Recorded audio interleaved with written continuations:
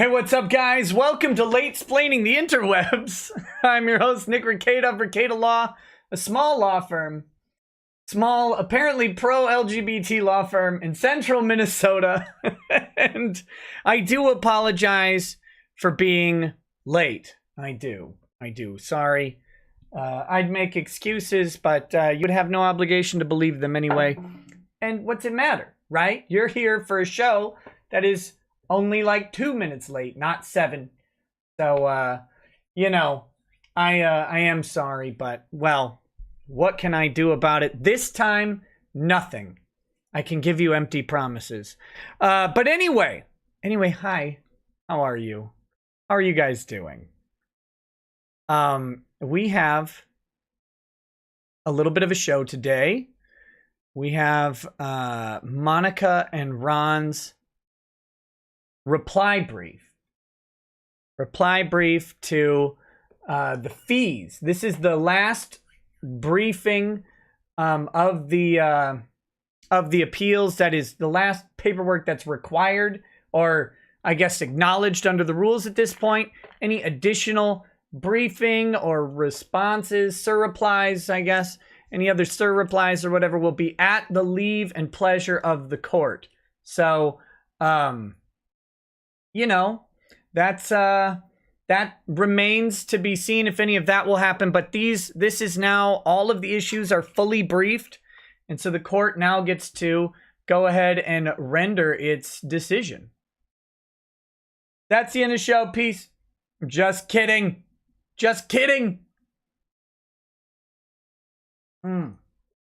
So, as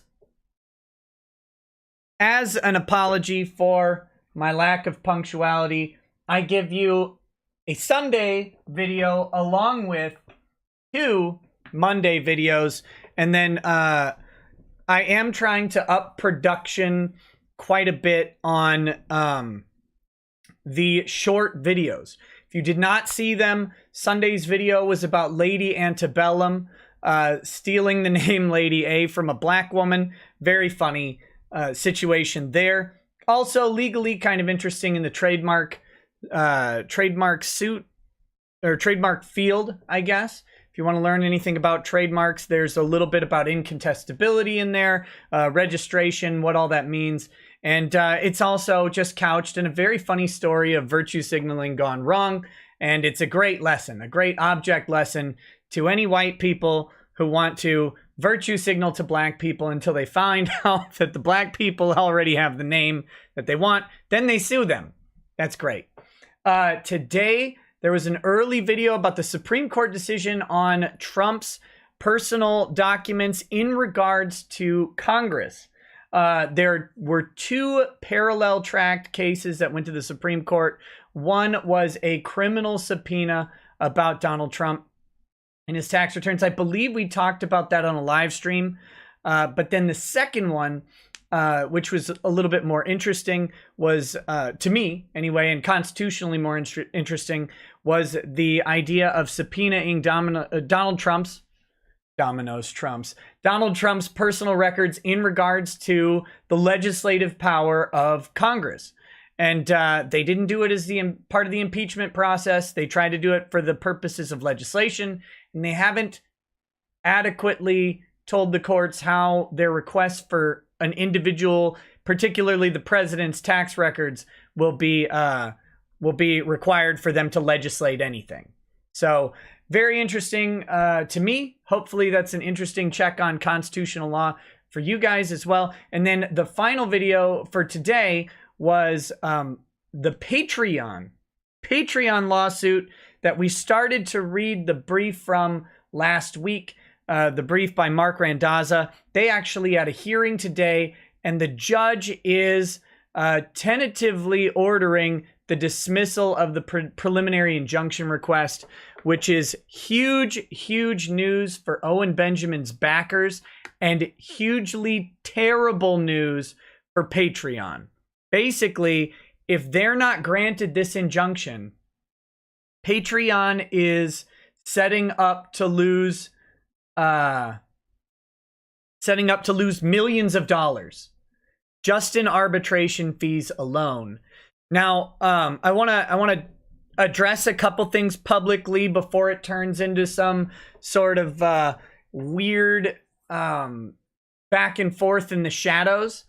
I talked to Dr. Crocco, Davy Crocco today. He's a guy that's also been covering the Vox Day, Owen Benjamin, Patreon lawsuit stuff. And he has a little different opinion of it than I do, which is fine. I don't care. It doesn't bother me. But he released a video today involving like me refusing to come on some shows or talk to him or whatever and running defense. We've ironed all that out in private messages. We are good as far as I know. There's no like beef behind the scenes. I'm not mad at him or anything like that. You should go check out his video on Sargon and Cernovich running cover for Patreon. Or no, running cover for Vox Day and Owen Benjamin. Check that out. If you're interested in the subject and want to get a different perspective than mine, go check his out. And I just wanted to be clear. He did reach out to me in June. And at the time, like on the day that he reached out to me to come onto a show, I was not available. And then it fell off my radar, as DMs often do, which is why I tend to tell people, you know, go ahead and bother me if you want to have a discussion, because a lot of times I will miss it. So yeah, it's all good. And I've, you know, I said, if he has any questions about my perspectives, you know, he's welcome to reach out, and we're fine on that. So I don't want any like weird ideas of drama. There's nothing dramatic about it. Okay. What next? Schedule for this week. I don't know. My brain is jarbled because I am in the process of trying to create lots of short, digestible content. And I go through phases of this, or I have in the past, where I'm like, yeah, I want to do that. But this time I'm actually trying to commit to doing a minimum of one short video, preferably 2 a day. 2 a day. So look for a lot more smaller topic videos coming out. Today should be kind of a normal day going forward. Drexel will be on again when Drexel's out here again. That's it. That's all I know. He might be out this weekend. I don't know if he is. I haven't talked to him about it yet. So, but you know, he's welcome to come on. As for the rest of this week, I don't know what this week's schedule is for live streaming. I do want to finish up Conversations on that interview video. I want to do that, and I'll try and do that this week as well. Might even be tomorrow, might be Wednesday. I'm not sure. I don't know if the Randazza interview is going to happen this week, and let me tell you why. First of all, I haven't requested an interview time with him yet, and one of the reasons I haven't done it yet is because he had the hearing today in the Patreon lawsuit, and now he's got another 10 days to brief that Patreon lawsuit. And I don't want to put anything in jeopardy or have any sort, you know how I am, right? Like, I don't want to give any illusion that, or give even an opportunity for impropriety to occur. So I'm going to ask his opinion on that and see if we can make sure that scheduling an interview with me won't interfere with his briefing that is due in 10 days. And because, like I said, I don't want to mess with anything about that. Or if he otherwise is able to talk, but just not able to talk about that, that's fine. I just don't know what it's going to be like, what he's comfortable with doing. He has to represent his clients, and I don't want to interfere with that. But Mark Randazza is, hopefully still going to appear, and everything should be good on that front. I just need to send out a time thing, but I don't know if it's going to be this week. On Sunday, we will have a special live stream, I believe, at 6 p.m. with an employment lawyer talking about employment rights, and especially talking about if COVID has any impact on these sorts of things and what people can do. So if you are employed by a company like the majority of Americans in the workforce are, this could be a very interesting show for you. It's not at the standard time. It'll be at 6 p.m. Central Time. So that that kind of, you know, messes with that normal schedule. But it's an interesting guest who practices in a field of law where I really don't. And so I thought that would be great to have them on the show, and working with their schedule, that's the time we were able to come up with. What else? What else? There will be a watch party tonight. Definitely one movie. And I'm thinking it's going to be...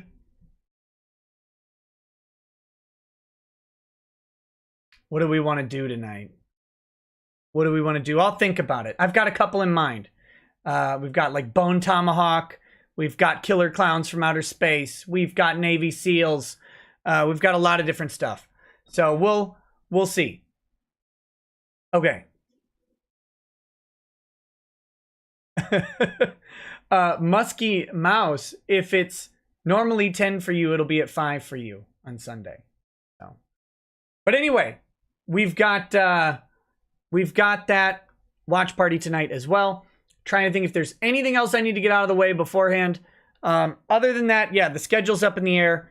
By the way, if you really want like short legal topic videos, especially current event stuff, if something's popping up that's catching your eye, feel free to DM me about it. And maybe it'll make one of the short videos if it's not a full live stream thing. And I'll be, you know, looking for ideas on what people want to see. So, Musky Mouse, how are you in Central Time, but it's 10 o'clock where you are?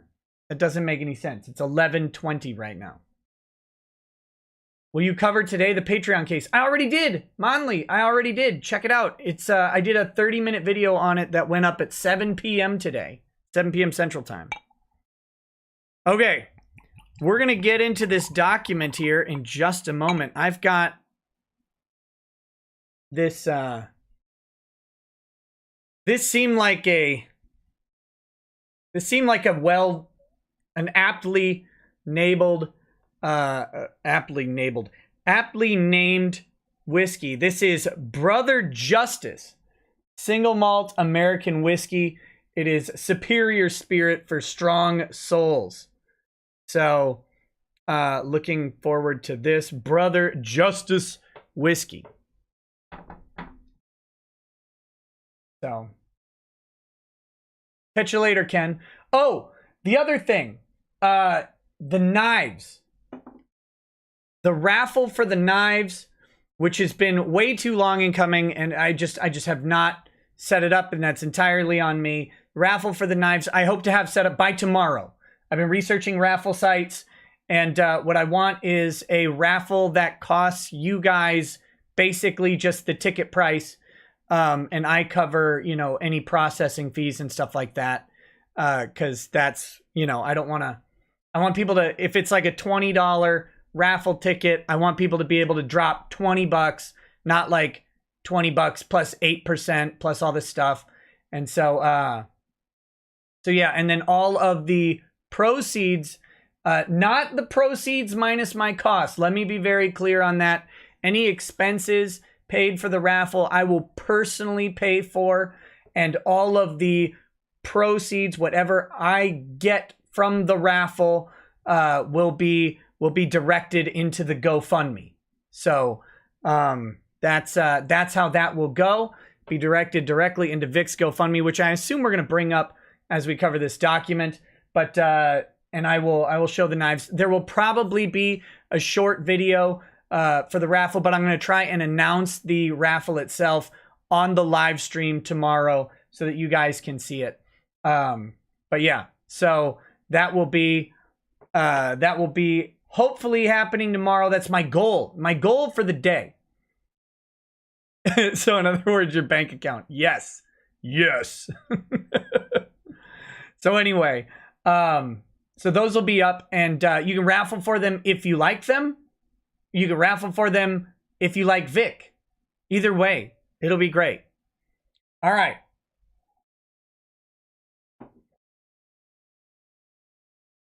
Now, let's do this. Let's do this. Oh man, I got that thumbnail up there still. I always forget to take that off.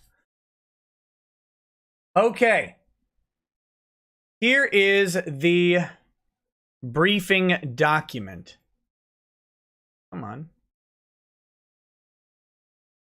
Here's the briefing document, the reply brief. Monica Rial and Ronald Toye. This is in their cross appeal. This is in their cross appeal. Okay, so this was Wick Phillips. We've got Jeffrey Hellberg. Jay Sean Lemoyne is apparently on the case now. He said he wasn't on the case. He wasn't involved in the appeal, but now he is involved in the appeal. Rusty O'Kane and Ethan Minshall as attorneys. Now, I'm not going to do this for all of them, but because I haven't had time to go through. Or let me be clear. Time or inclination, because I have other things to do in the world and other aspects of the show to focus on. But just for an illustrative purpose, we've got the summary of the reply, and we've got a citation here for Holscher versus Kilman, and we've got the second citation here for McGibney versus Rauhauser. And we're going to take, when we get to those citations, we're going to take a pretty specific look at what it says in the relevant section of those two holdings. And I want you guys, based on your understanding, to determine if they used the citation properly. That's it. If they're accurately representing what the case says. And I would encourage you, if you want, these cases, Holscher versus Kilman. Let me make sure I've got the right one here. Yep. Yeah, Holscher versus Kilman and the other one, I forgot, McGibney versus Rauhauser. They're available on, they're available for free on Google. You can type in those names. You want to make sure you get the correct citation number, because if it's an appellate level decision and you're just looking at, you might get the lower courts, version of it, and you want to make sure you get the appellate level version or the level that they're citing to. But you can actually do that. You can just copy it, paste it into Google, and most of the time you'll find these things. Even these pending publication opinions or unpublished opinions, like Holscher versus Kilman. If you wanna check them out, you can. And I want you to determine, like I said, we're going to look at those specific sections, but I encourage you to look at the whole thing just to make sure I'm not giving you a specific tiny sliver of it, right? That I'm being honest. I'm going to cut it down for time's sake, but you can go look up the whole thing and you tell me if their citation is correct. That's all we need. Hey, what's up, Az? Az, while you're here, real quick, buddy, I finished my first model. I haven't done the base yet because I don't have the right stuff for it, but here you go, man. Wait. Here we go. Here we go. There he is. It's not focusing because I don't have autofocus on, but long and short, there he is. I'll send you a picture. I think he's pretty much done. I got to get the base materials down, but thank you for the phallic unicorn, my friend. Also, we got to do another show together. That was a blast, a laugh riot. So, okay. Let's get into the document, shall we? Oh, and when we get to the facts section, we'll get to see how factually accurate they are as well. Okay, it's a summary of reply. This is the summary of their argument. They'll get into the more clear legal argument in their argument section, but this is what we have here. The trial court acted arbitrarily and abused its discretion in awarding Rial and Toye an amount of attorney's fees, $100,000, lower than the amount proven by competent evidence. Ooh, proven by competent evidence. Evidence of attorney's fees that is clear, direct, and uncontroverted is taken as true as a matter of law, especially where the opposing party had the means and opportunity of disproving the evidence but failed to do so. Very strong words. I wonder if they're right. In such instances, appellate courts will, quote, reverse a denial or minimization of attorney's fees and render judgment in the amount provided. And then they cite Holscher versus Kilman. Now let's talk real quick about how citations work, because I want you to notice something. Someone may be compelled to believe that this is a legal statement, right? That this statement is referencing some sort of substantive law. But you notice the citation does not follow this sentence. This is their version of what the law should be. It is not actually citing Holscher versus Kilman. This sentence, including the quote, is citing Holscher versus Kilman. But don't be fooled into thinking that this is the legal standard. Now, they want this to be the legal standard. And if we look at Holscher versus Kilman, we can see how right they are. It says, which reversed a $150 attorney's fee award and rendered a $22,500 award. Let's see. That's actually Holscher versus Kilman citing Ragsdale versus Progressive League voters, which reversed this award. Holscher versus Kilman didn't actually reverse this award. This is in Ragsdale that did this. Holscher versus Kilman, I think, well, we'll see, right? We'll see. Let me bring it up here and we'll take a little gander. Take a little gander. Take a peek. Let me zoom in so we have some easier to read text, okay? All right, just a second. Here we go.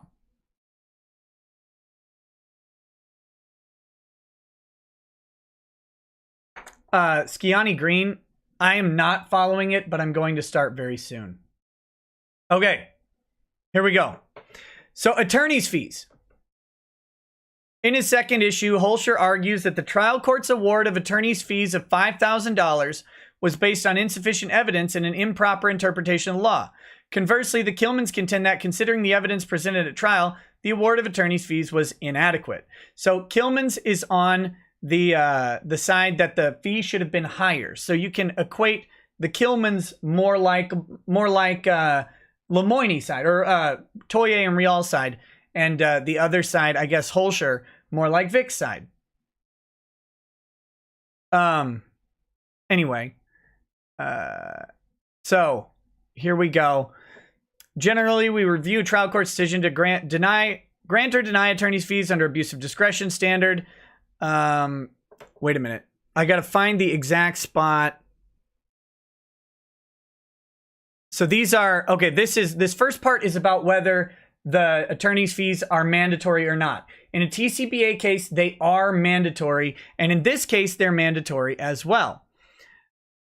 So here we go. Because the statute specifies that a party may recover attorney's fees, the statute is not discretionary. So they, like in Vic's case, they must award some attorney's fee. So however, before a court can award attorney's fees, the party must prove that they are reasonable and necessary. The Supreme Court has identified 8 factors. Now, I'm not going to go through this section. 8 factors that they may consider, that a fact finder may consider when determining award of attorney's fees. Here's the Anderson test, and they reference this in their own document. So here's where, let's go back real quick.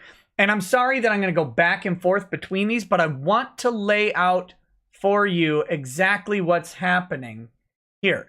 Remember, this isn't quoted,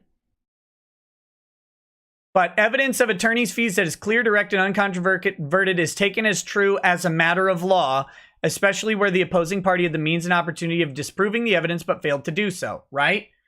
Notice the similarity here. Evidence of attorney's fees that is clear, direct, and uncontroverted is taken as true as a matter of law, especially where the opposing party had the means and opportunity of disproving the evidence but did not. Okay. So, they don't cite Holscher versus Kilman here, even though they directly quote it. But there's more to it. There's more to it than that. So let's see. In such instances, Appellate courts will reverse a denial or minimization of attorney's fees and render judgment for attorney's fees in the amount provided. See Ragsdale versus Progressive Voters League, reversing this award, right? Here's where it gets a little bit more interesting, because that sounds like, oh, they're accurately citing the thing here. Testimony by an interested witness may establish the amount of attorney's fees as a matter of law only if the testimony could be readily contradicted if untrue, it is clear, direct, and positive, and there are no circumstances tending to discredit or impeach it. Okay. We've already got a problem. There are circumstances tending to discredit or impeach it. Nevertheless, this is one of the more important lines of this paragraph. It is not true in every case that uncontradicted testimony mandates an award of the amount claimed. And it's also citing to Ragsdale versus Progressive Voters League. Now, notice they leave that out of their citation. All right? That's pretty important, I think. I don't know about you guys, but it says right here, it is not true in every case that uncontradicted testimony mandates an award of the amount claimed. Seems relevant. All right.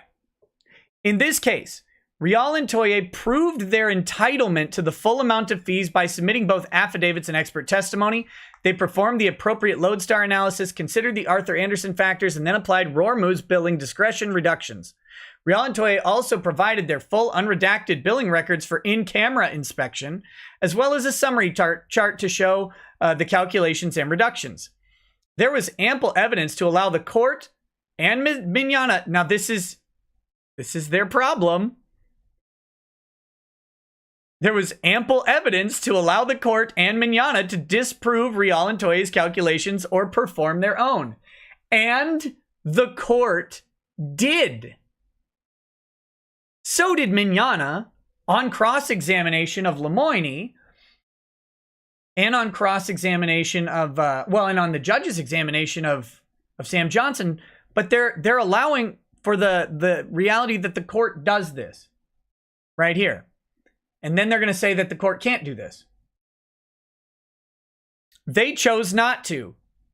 Flatly untrue. This is flatly untrue. Mignogna did not provide any controverting evidence as to reasonable hourly rates, reasonable and necessary expenditures of time, and did not provide the trial court with a competing lodestar analysis. No, they just went ahead and picked apart what you provided based on block billing, your redacted billing, and other issues that you were unable to overcome for the court. So, despite having 3 weeks to prepare and present such a challenge, neither the trial court nor Mignogna offered any analysis at all to support a lower award. That's not true.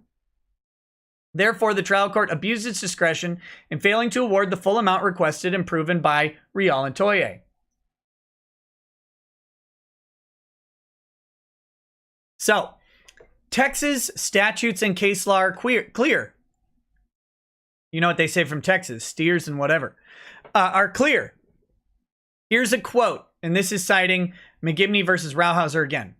To challenge the reasonableness of the amount charged after a proper blah, blah, blah affidavit has been filed, the opponent must file and serve a controverting affidavit or offer contradictory expert testimony. McGibney versus Rauhauser. Well, let's just see if we can take a look at McGibney versus Rauhauser. We've got this section pull up. This is the section they're talking about. So we'll go right here. We'll just look at this section first. The 18.001 affidavit. This is the section they're citing to, but they take out that rule 18.001 bit. Not sure why. Doesn't really matter, because we'll see. Appellee argues that the trial court was nevertheless... Now notice the similarity. Trial court was nevertheless required to award all the fees sought. According to Appellee, because he proved his attorney's fees in an 18.001 affidavit, appellants were precluded at the trial court level and now on appeal from challenging reasonableness. We disagree.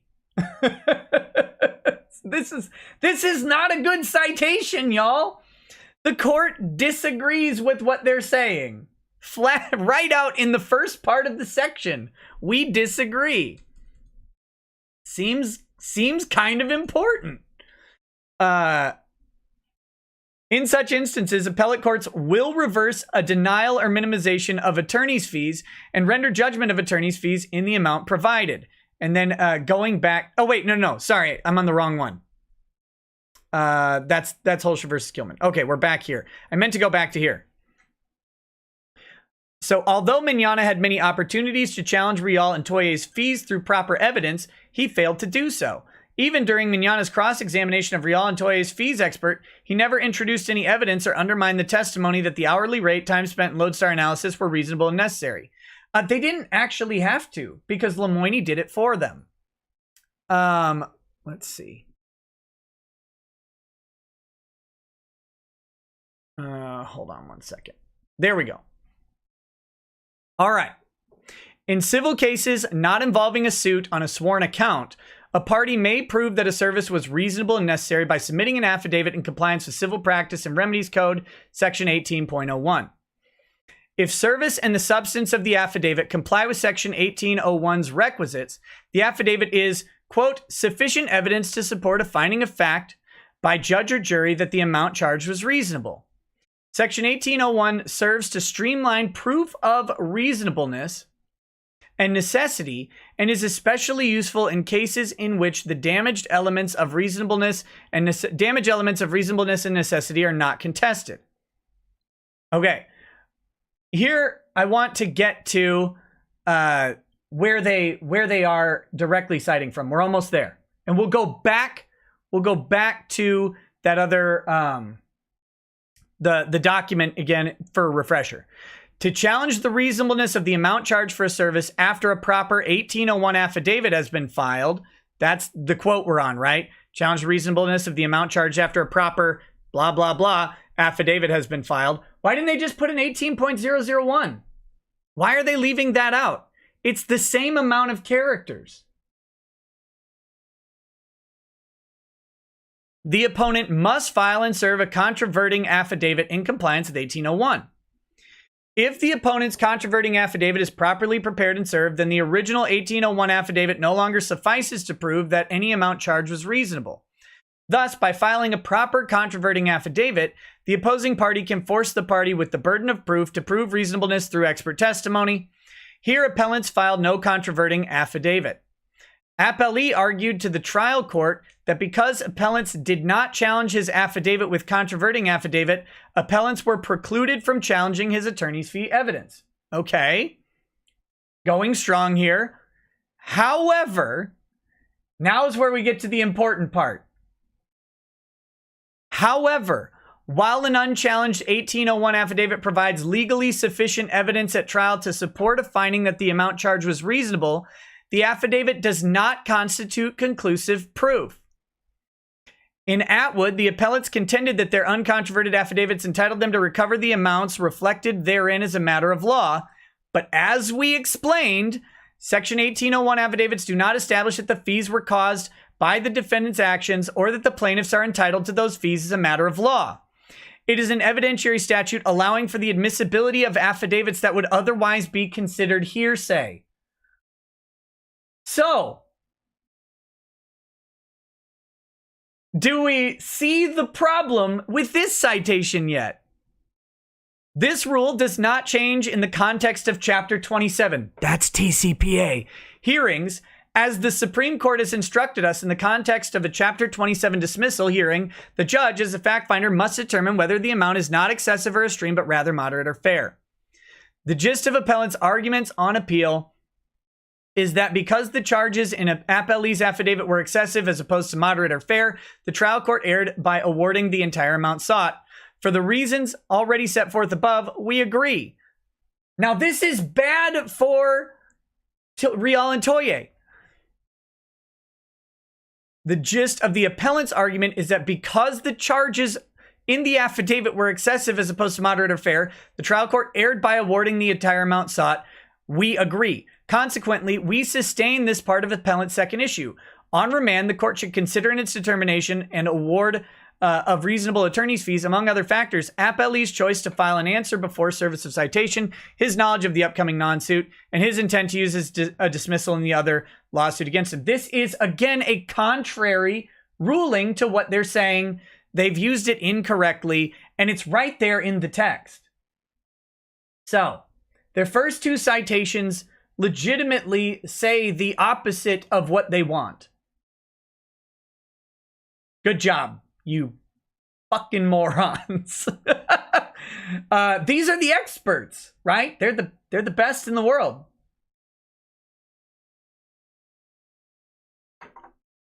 According to Ron. Let me read a couple chats and then we'll get back into it. Bad Vibe says, give me 40 acres and I'll swing this nose around. It's the easiest way that found. Okay. Skaki Onsai says, got called for jury duty tomorrow. We'll see if I'm placed. To while away the boredom, I will likely be replaying this episode. Would me answering just Minecraft, all of them, be a good way to get tossed off of a jury? Just kidding. You know, it might. It might. Sinrius Asari, I don't know how to pronounce your name, says, I will probably fall asleep since I work mornings now. Thanks for keeping us updated. Oh, thanks, buddy. Thanks for stopping in and saying hi. Glad you got a work schedule that's actually giving you work. That's awesome. Paradox Effect says, if you could save Nancy Pelosi or AOC from drowning, what kind of sandwich would you make? My go-to guilty pleasure sandwich, this is not that bad, but it's, some people might find it gross, is 3 slices of bread, and on the first slice, a bunch of crunchy peanut butter. On the middle slice, 2 sides of real butter. And then on the third slice, 1 side of grape jelly smashed together. So you got peanut butter, butter, and jelly. Delicious. Delicious.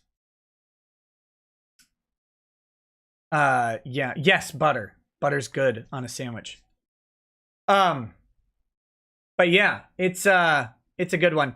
That's the sandwich I would make. Love your short vids. Great explanations, Boomer. Even though we are about the same age. Also, your thoughts on Weller Special Reserve. I've been trying to find Weller and Willet around here, and I have not been able to find any. So sauce. Appeals judges are not, they're going to check the citation. I don't know. They could file a SIR reply. I don't know that they will. They could, in theory, file one and be like, yeah, these citations are just flat out misstatements of the law. Or they could just save it for oral argument. Either way.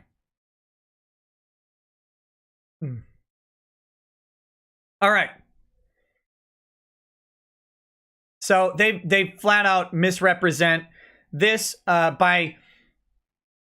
I think we know why they left out 18.001, right? And rather added an ellipses here, because that's all it says.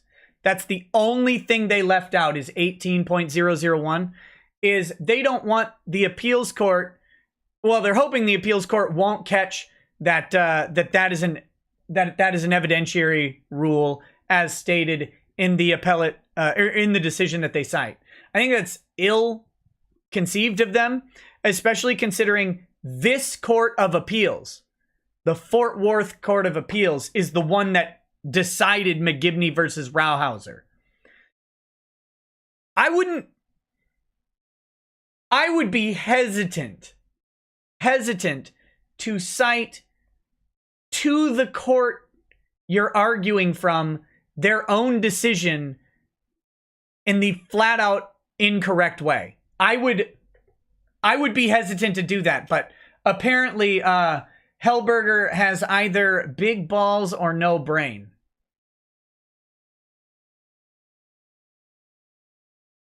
Sam, I do not actually like chips on my sandwich. No. Okay, so here we go. Now, for the first time on appeal, Mignogna realizes that an expert on fees is required. It's actually not. From the case law, it's actually not required. The case law that they cited. It's only their citations disproving them, though, so it's fine. So his response tries to argue that this court should adopt appellee Jamie Markey's fee expert, Sam Johnson, as Mignogna's expert. Specifically, he argues that because Johnson testified that $48,137.50 was reasonable and necessary for Markey, that amount was reasonable and necessary for both Rial and Toye. Well, that's what Chup did. I mean, that's what Chup basically said at the hearing. It's in the transcript. If the appeals court actually reads the transcript, they'll see him say it. This argument is facially absurd. No, it isn't. One, it would be... How do I put this? It would be absurd if the argument was as they're categorizing it, but it's not, right? Like, that's the key. This argument is facially absurd. Mignogna never disclosed, proffered, or adopted Johnson as an expert below. And he didn't need to. The court did it. And Johnson specifically testified that he never reviewed Rial and Toye's bills, could not offer an opinion on their fees. He wasn't asked to offer an opinion on their fees. Chup didn't say, hey, Sam, what's your opinion on their fees? Or even if he did, Sam said, you know, I didn't review them. I didn't review him. I'm pretty sure that was a lie, by the way. But he said that he didn't review him. Chup didn't care that he didn't review him. He said to Lemoine, why are you charging 6 times as much as this guy? And he got the same result. Why were you charging so much more? He's not an expert and you are. Anyway, Johnson did, however, testify that Rial and Toye's fees were understandably higher. Wait a minute. How can he testify that he didn't review them, but that they're understandably higher? That's impossible. Because Rial and Toye's counsel had twice the number of clients, faced more factual allegations, and conducted significantly more discovery. In other words, Johnson's testimony actually supports Rial and Toye's position that they're entitled to a higher fee award. And they got one. That's the thing. So, the appeals court, they have a really uphill battle on this argument. I don't know. Of all the matters in this appeal, they have a very, very difficult and unique challenge. They have to get an appeals court to agree that a fee award of $100,000 in a TCPA motion at the district court level was unreasonably low from the judge who took in all the evidence and, by the way, ruled entirely in their favor. So think about the philosophy of this, right? Like, you're the appellate court, and you're sitting there, and you're going to listen to a guy who got, up until the fee issue, the judge ruled 100% in their favor, right? And then when they got to the fee argument, the judge gave them over twice as much fees as the other two parties. And then you're going to go in and say the judge abused his discretion in not awarding 6 times the fees of the other parties. That's what they have to overcome. And appeals courts do defer to lower courts on evidentiary issues very often, unless there's a clear legal violation of law going on in how they're applying evidence. They're going to say, you know what, the lower court is better situated and the judge has broad discretion on what fees to answer. His job is to determine the reasonableness of the fees. He gave them twice as much. The other two parties didn't contest their fees. And why do you think, by the way, Funimation didn't appeal the fee award? Even though Funimation asked for 170 to 180,000, 170,000, I think, in fees, and they got 50, why do you think they didn't appeal the fee award? Because it's absolutely a reasonable fee award, and they know it. And Lemoine probably knows it too. But neither Johnson got what he asked for. That's his own fault for asking for what he asked for instead of asking for more. Funimation lost $120,000 in fee requests, and they didn't bother appealing it because they got more than Johnson. Lemoyne got twice what Funimation got. Now they'll say, well, each of the clients got, but no. You didn't bill it as individual clients. So you had a more complex issue because you had two clients, therefore you got twice as much. That's what these appellate court judges are going to look at and say, they got twice as much as the other guys. The hell's their problem? They say it's more complex and they have more issues and a more complicated fact pattern. Fine. They got twice as much. The other people did it for 50. They did it for 100. 280 is ridiculous. That's the hurdle that they have to overcome here. And again, lower courts do have broad discretion on these sort of evidentiary issues. All right. Yeah. Based on the record, the trial court could have reached only one decision and failed to do so. Accordingly, Rial and Toye respectfully request this court reverse and render an award of $282,000 trial fees and $55,000 appellate fees. Brief factual reply.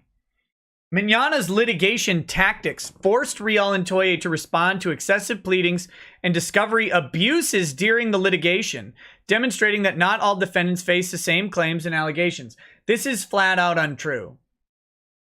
Rial and Toye will not recount for the court the entire frustrating history of Mignogna's gamesmanship and dilatory tactics aimed specifically at Rial and Toye. Why won't they do that? Because they're not there. They're not able to. A simple review of the 6-volume clerk's record and 4-volume supplemental clerk's record reveals the contentious and costly nature of the underlying case below. Driven by Mignogna and his online fundraising campaign, oh no, we've got to GoFundMe! Whoop, whoop, whoop. There it is. All right, guys. Here we go. First of the night. Vic kicks back $282,411. We've got Roger Bjornrud, Jacob Buchanan, Shiloh Williams, me, as all anonymous donations are me, and Will Stevenson. Thank you guys so much for your support of Vic. Always, always appreciated. $282,411, and we will keep looking for that as we go. The record is replete with Mignogna's combative and wasteful litigation tactics, which included extensive depositions. They did not have to do the depositions. And the appellate courts know this. Appellate court knows this. They could have easily stopped the depositions.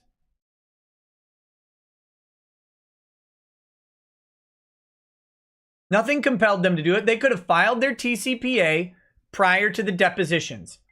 They didn't. Why? Why wait? They had a TCPA expert, right? Best in the world. Best in the world. I write TCPAs on labias for breakfast, mother bastards. That's who they had. They could have filed this at any time, but they didn't. They chose not to. In fact, they waited for Funimation to file theirs first.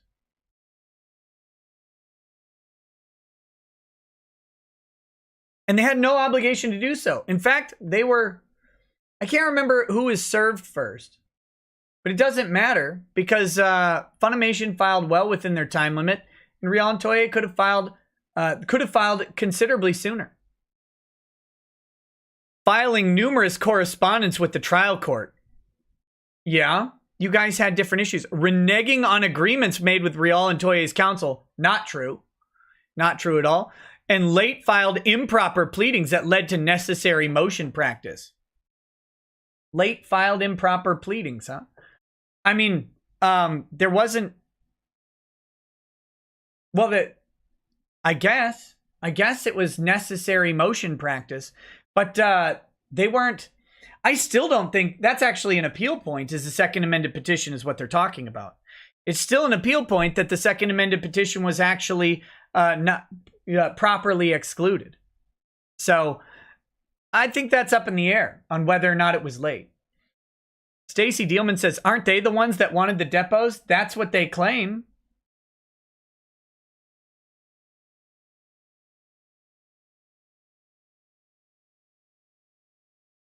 That's their claim.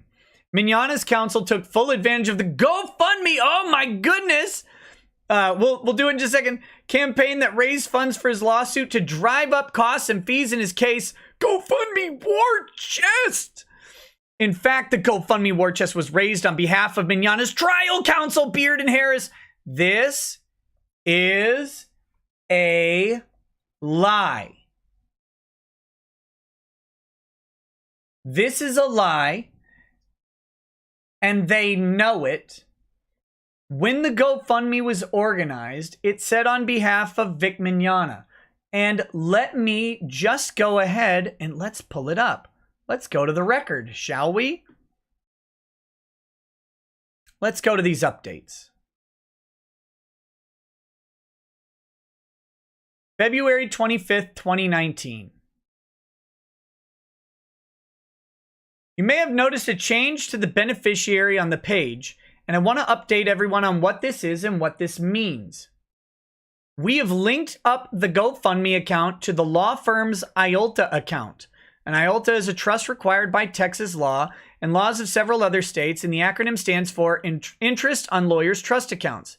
These accounts are designed to hold money temporarily on behalf of clients and are accounted for separately from the law firm's funds. Any interest earned by these accounts actually gets forwarded to the state to fund legal aid programs. The beneficiary shift indicates the senior partner of the firm, Ty Beard, who is the named party on the IOLTA trust account. The firm is Beard, Harris, Bullock, Hughes. With this transition, the money will be moved into the IOLTA account, and the billing will be done against this amount. Again, any remainder will be donated to Salvation Army Shelter, stated in a previous update. The GoFundMe was opened on behalf of Vic Mignana, and GoFundMe's policies dictated that it be changed to state, or like how their system works says on behalf of Beard Harris, because that's the name on the account it's going to. If Vic had at any point fired Beard Harris and hired a new firm, it would be directed to that firm's IOLTA account. I would be the one to do that. I would be the one to make that change. But it would be directed there, and then it would say on behalf of whatever, like, for example, if it was Martinez Sue. If it was going to Martinez Sue's IOLTA account, it would say on behalf of Martinez Sue. This is a flat out lie to the court. And if you go back to when this was organized on February 19th, it actually said on behalf of Vic Mignana, because that's who it's on behalf of. It's money for Vic. Now it's being held in an IOLTA account. Money in an IOLTA account is the client's money. I don't know how to make it any clearer, but again, it's just a blatant misrepresentation. Oh, let me refresh this. All right, we've got a donation from Bad Dragonite. We're at 282,416. Thank you so much for donating, and we will keep updating that as it happens. But yeah, was raised on behalf of Mignana's trial court. I am going to haunt Lemoyne's wet dreams for the next several decades. I'm pretty well. I mean, if like. Literally standing up doesn't kill him first. The GoFundMe War Chest raised $257,170 as of October 16th, 2019. $261,700 on November 21st, 2019, the date of the fee hearing. The goal was clear: outspend the defendants and retaliate against them. And then they cite to it here, but it's time to fight back. Brigades of pseudo-anonymous keyboard warriors cannot be allowed to defame and destroy decades of goodwill on rumor and unverifiable allegation. Companies cannot rely on non-credible accusations and devastate a career for virtue points. Help support Vic. Help Vic kick back. I don't know where they got this because I don't know, like, looking back and reading about this, are the defendants pseudo-anonymous keyboard warriors? I don't think so.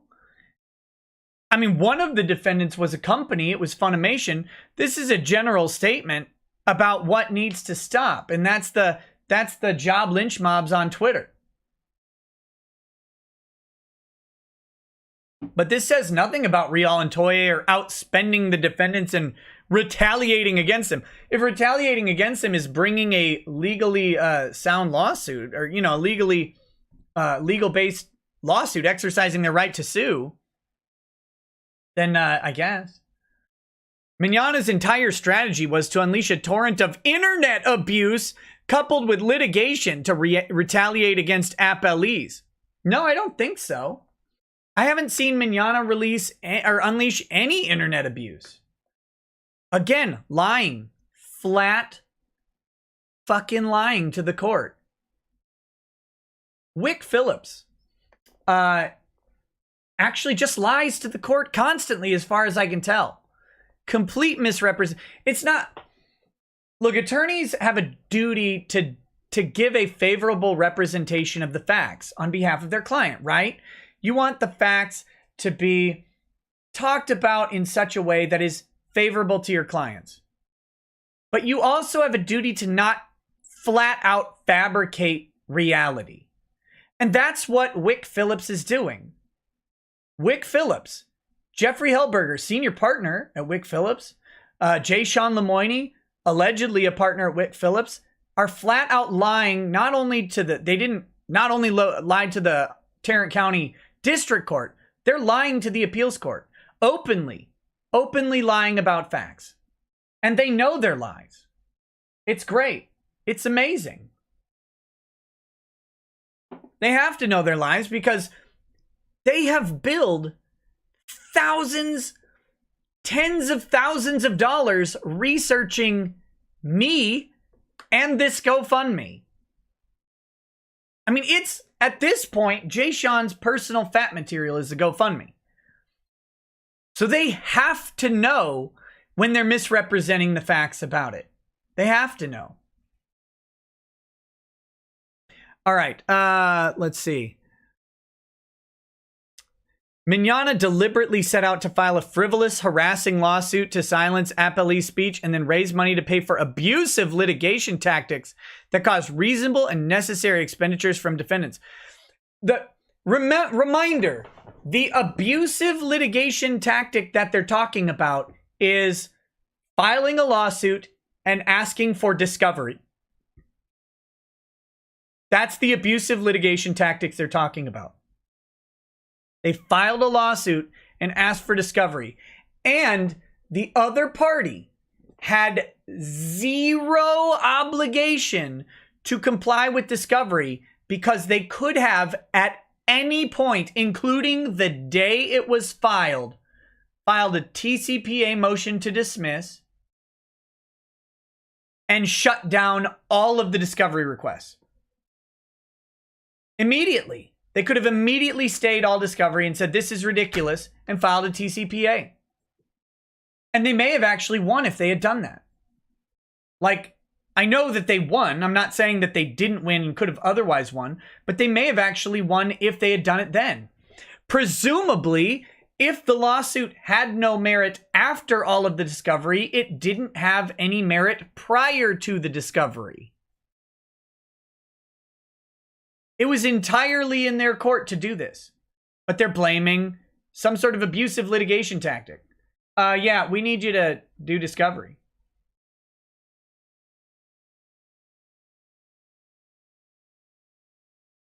Appellee's speech. Wait, whoops. Silence appellee's speech.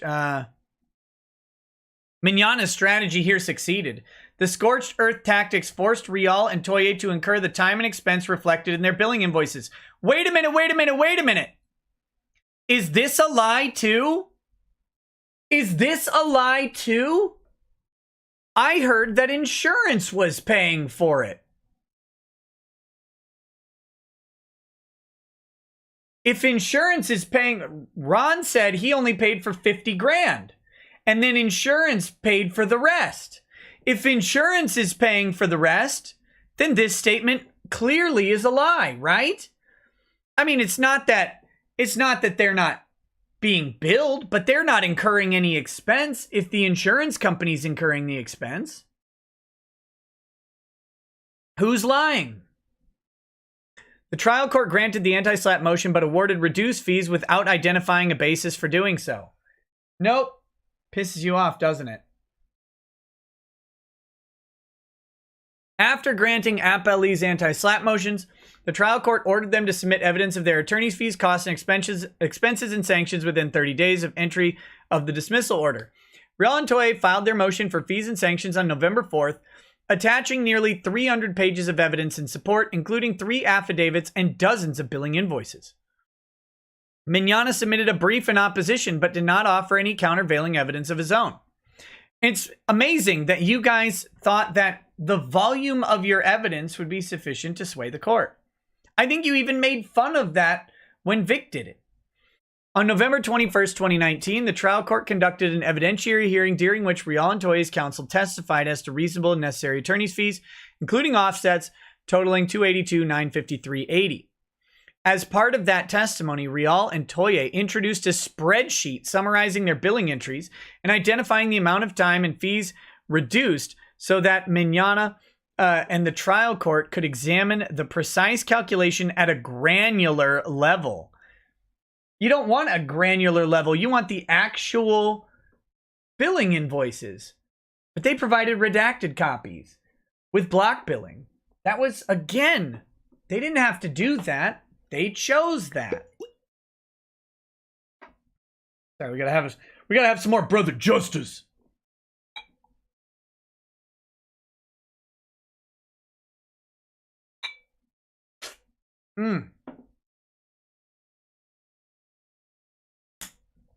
Despite having 17 days to prepare, Mignogna failed to offer any expert testimony, did not provide any alternative reasonable hourly rate or amount of time that would go into an alternative lodestar analysis, or reduce his cross-examination into a competing spreadsheet for the trial court's review. Why? He didn't have to. That's the amazing thing. They didn't have to do that. They didn't really challenge the reasonable hourly rate. I mean, they did a little bit on cross, and Judge Chupp reduced your hourly rate because you guys failed to justify it. Lemoyne's testimony was so bad that the trial court determined that he deserved less money than he billed. Think, like, if you need any more evidence of a burn, Lemoyne's testimony about his own fee was so ineffective that the judge said, you need less money. Terrible. Terrible.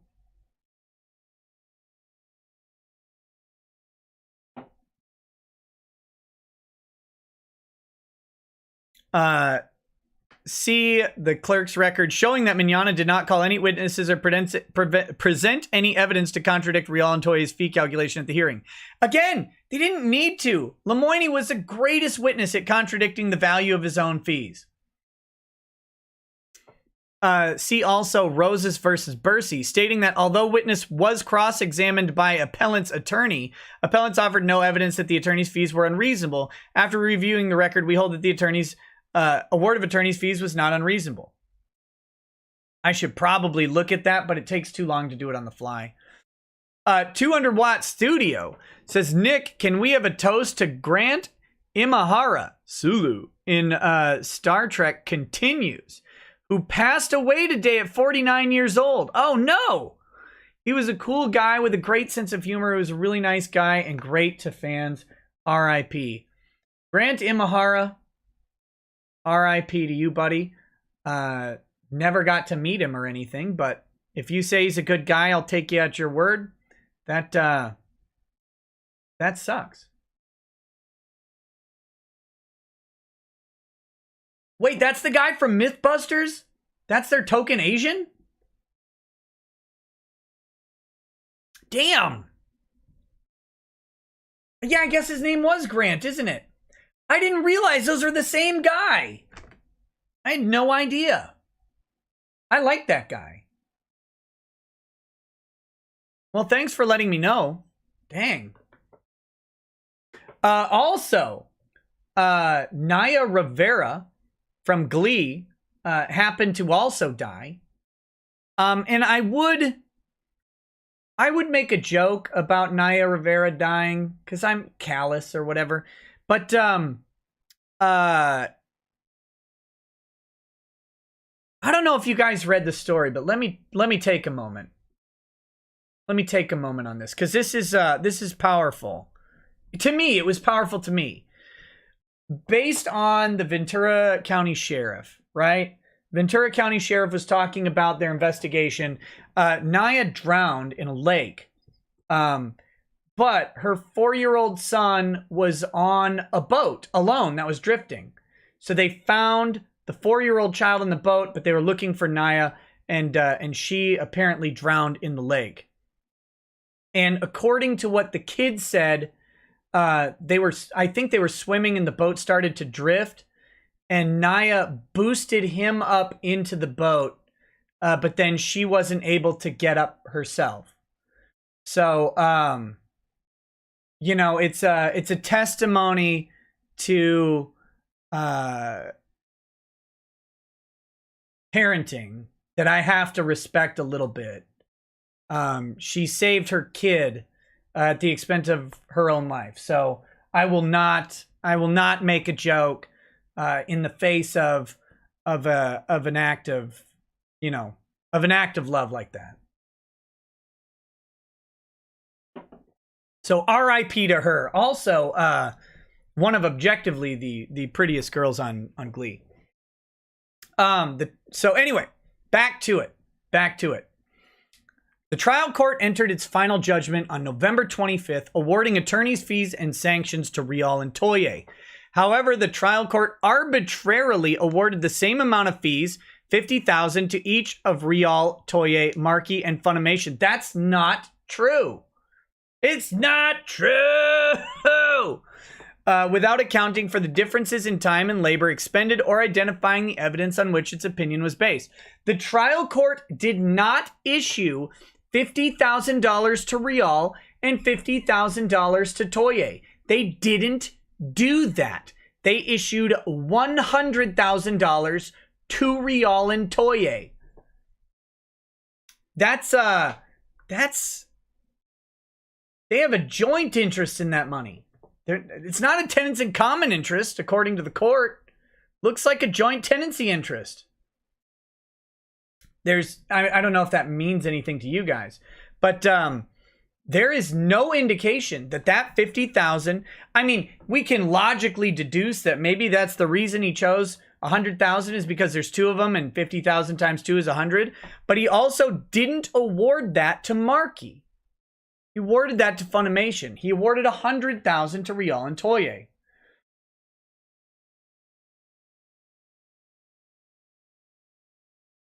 Without accounting for differences in time, labor, and expended, and identifying the evidence on which its opinion was based. You can't argue that you combined billing for 2 clients, but the court separated that out. Is that how that works? Is that how the claps go? I don't know. I've never had the clap. I'll have to ask Lemoyne. You can't say that you billed them as a single entity, which they did. All of their billing is combined. They chose not to. Again, they chose not to do it. They created the block billing. They billed in the way of combining the 2 people. And the judge does not have at his fingertips a distinction between how much of it was for Rial and how much of it was for Toye in their billing. So you can't then say that he awarded an equal amount. If I had to guess, based on my knowledge of the batshit insanity of those 2 defendants, Ron Toye cost 5 times as much as Monica Rial in defending this suit. If I had to guess, because I imagine he was calling Lemoyne to cry daily, right? And they actually have a bunch of billing related to Ron Toye's questions. Because Ron's an idiot. And no matter how stupid I think Rial is or how ridiculous I think she is, Ron far eclipses her. And it's hard to eclipse something that big. He has to be way in front of her, right? He far eclipses her in absolute lunacy. And it's reflected in bits of the billing that we see, but it's not delineated out for us to actually see how much Ron costs versus anyone else. Ron's an idiot. Ron drove up the costs by being an idiot is my guess. But they didn't bill it that way. They should have. Ron called again, Lasai. Right? Like that should be on just about every billing entry. But it wasn't. They billed them as one entity. Despite Monica alone being more than one, they billed them as one entity. They got awarded a fee of $100,000 as one entity. And now they're trying to say that they didn't.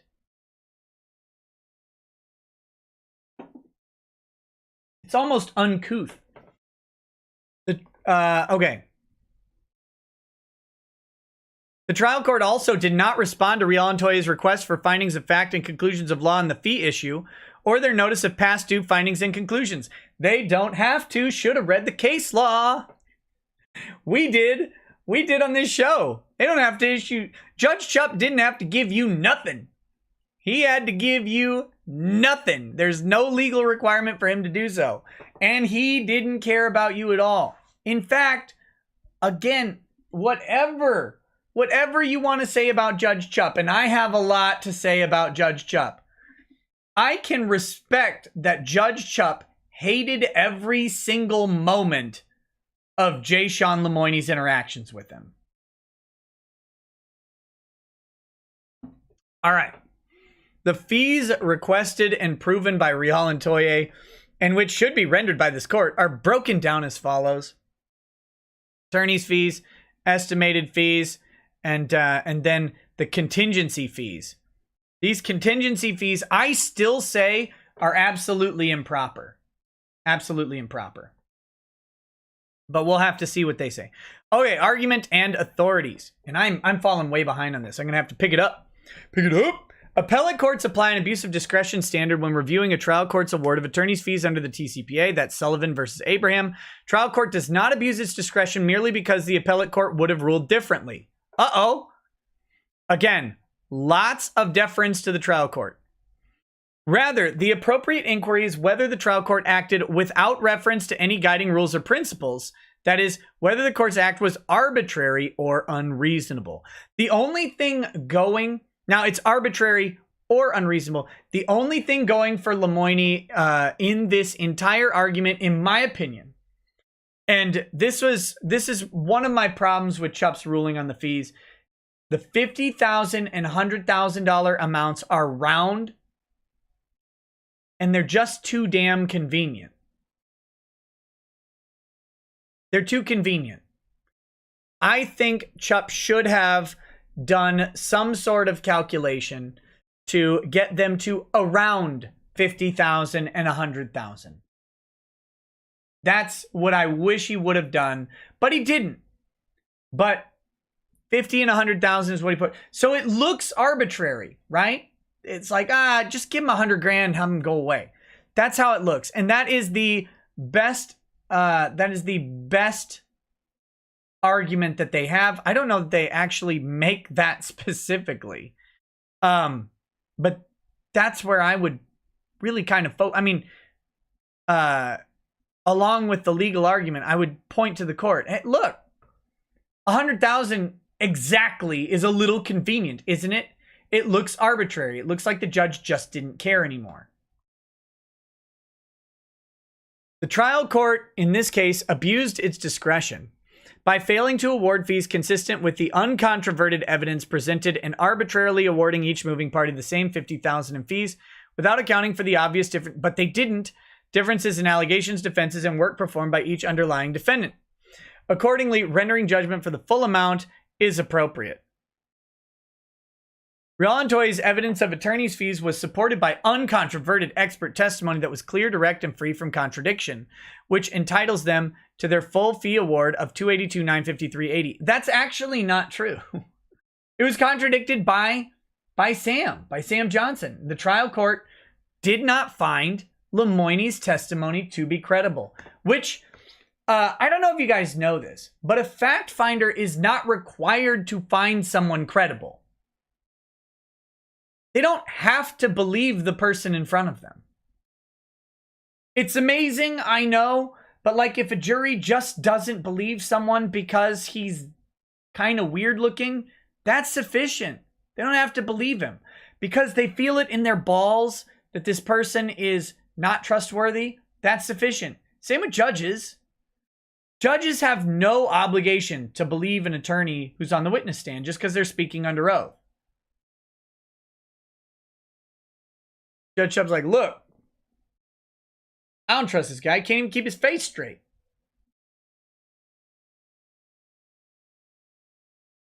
Texas is clear that uncontroverted testimony establishes reasonable and necessary attorney's fees as a matter of law, thus authorizing rendition by the appellate court if the following conditions exist.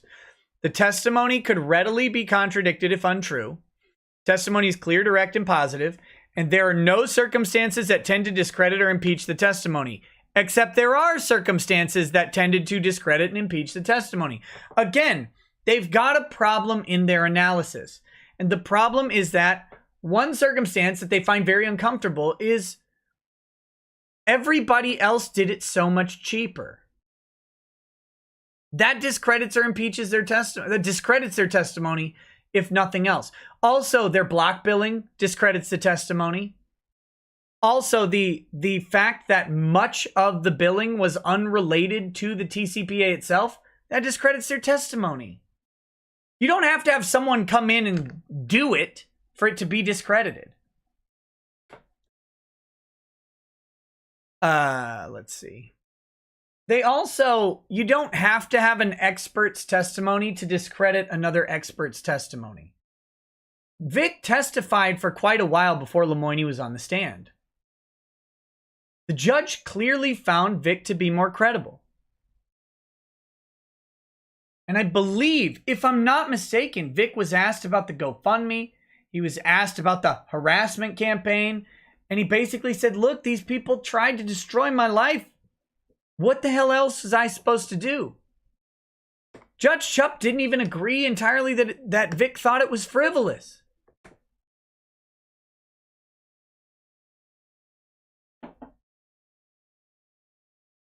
Let's see here. Since I just mentioned the GoFundMe, let's do it. 282,416. We're up to 282,471.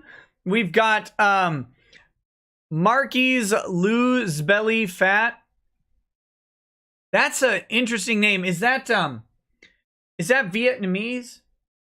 I think this spelling might be Vietnamese, or is that a mix of cultures?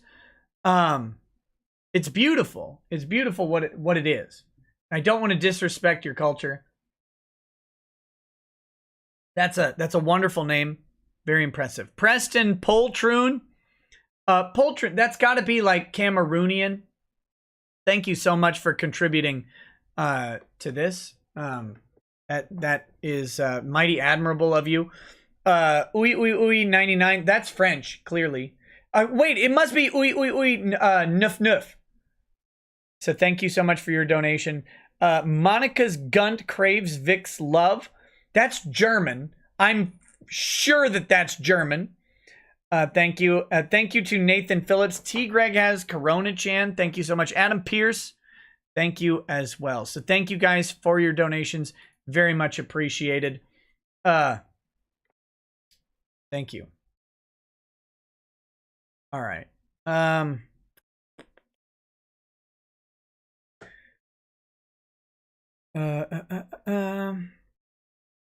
So then they cite Freedom Life Insurance Company and Spivey versus Goodwin. I haven't read through these. That's a different Texas appellate court. So is this one. Would be interesting to see if these citations say what they mean them to say, or if they're as bad as the other one.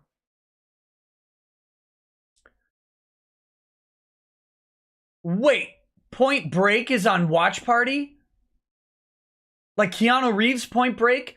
I love that movie. Oh my God. We might be watching that tonight. Where the testimony of an uninterested witness, is not contradicted by any other witnesses or attendant circumstances, and the same is clear, direct, positive, and free from contradiction, inaccuracies, and circumstances tending to cast suspicion thereon, is taken as true as a matter of law. Is that this one? No, that's Ragsdale. I didn't read Ragsdale. Holding uncontroverted testimony of attorney's fees conclusively established right to recover fees as a matter of law, and trial court abused its discretion by awarding only $150 in attorney's fees. And then citing Holscher. This is the one. Oh, Holscher cited Ragsdale. That's why I remembered the name. Holscher cited Ragsdale. And again, Holscher does not help them. In such instances, appellate courts must reverse a trial court's denial or even minimization of fees and render judgment for attorney's fees in the amount proved, citing Holscher. But Holscher didn't actually go the way that they wanted it to go. That's great. Those conditions are met here. The only evidence before the trial court on Rial and Toye's fees were the affidavits and testimony of J. Sean Lemoyne, Casey Eric, and Andrea Perez. That's not true. Again, I hate citing the Ralph retort so much. That's not true. It's not true. Vic's testimony is also on the record as not to the propriety of the amount of fees charged, but Vic's testimony goes to the things that fees were charged for. And that's pretty important, right? Because they're talking about all of this online harassment. But the judge asked Vic about this stuff, and then he didn't find it necessary in his fee award. Yeah, actually, Casey Eric and Andrea Perez didn't show up at all. And that might have played negatively in their favor. Why didn't they show up? Why the f*** do you think they didn't show up, by the way? You think Casey Eric or Andrea Perez were prepared to defend their billing? Or how about the fact that Casey Eric had Funimation as his client, listed on his billing records? Think maybe there was a reason they didn't show up?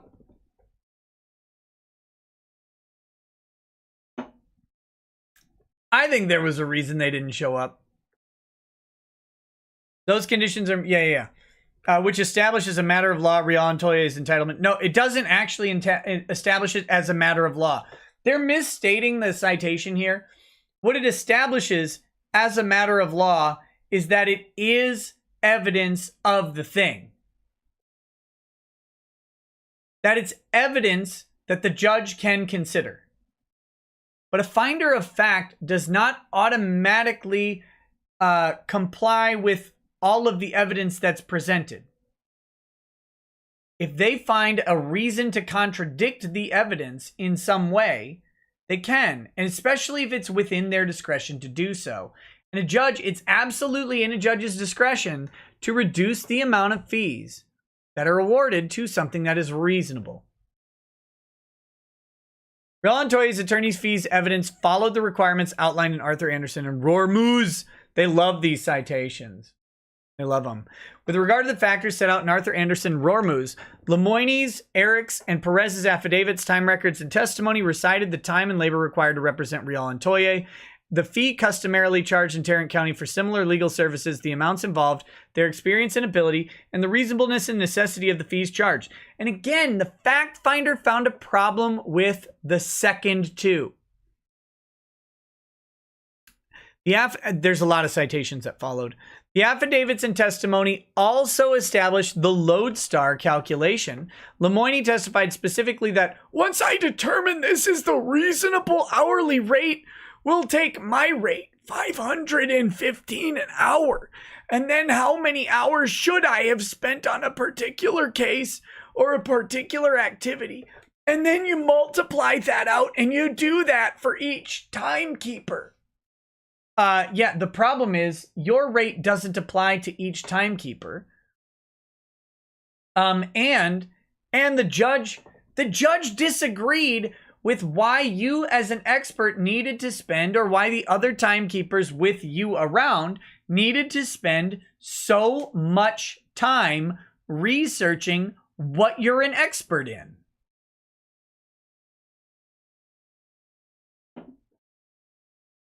Completing the lodestar analysis creates a presumption that the fee amount is reasonable, citing Rormuz.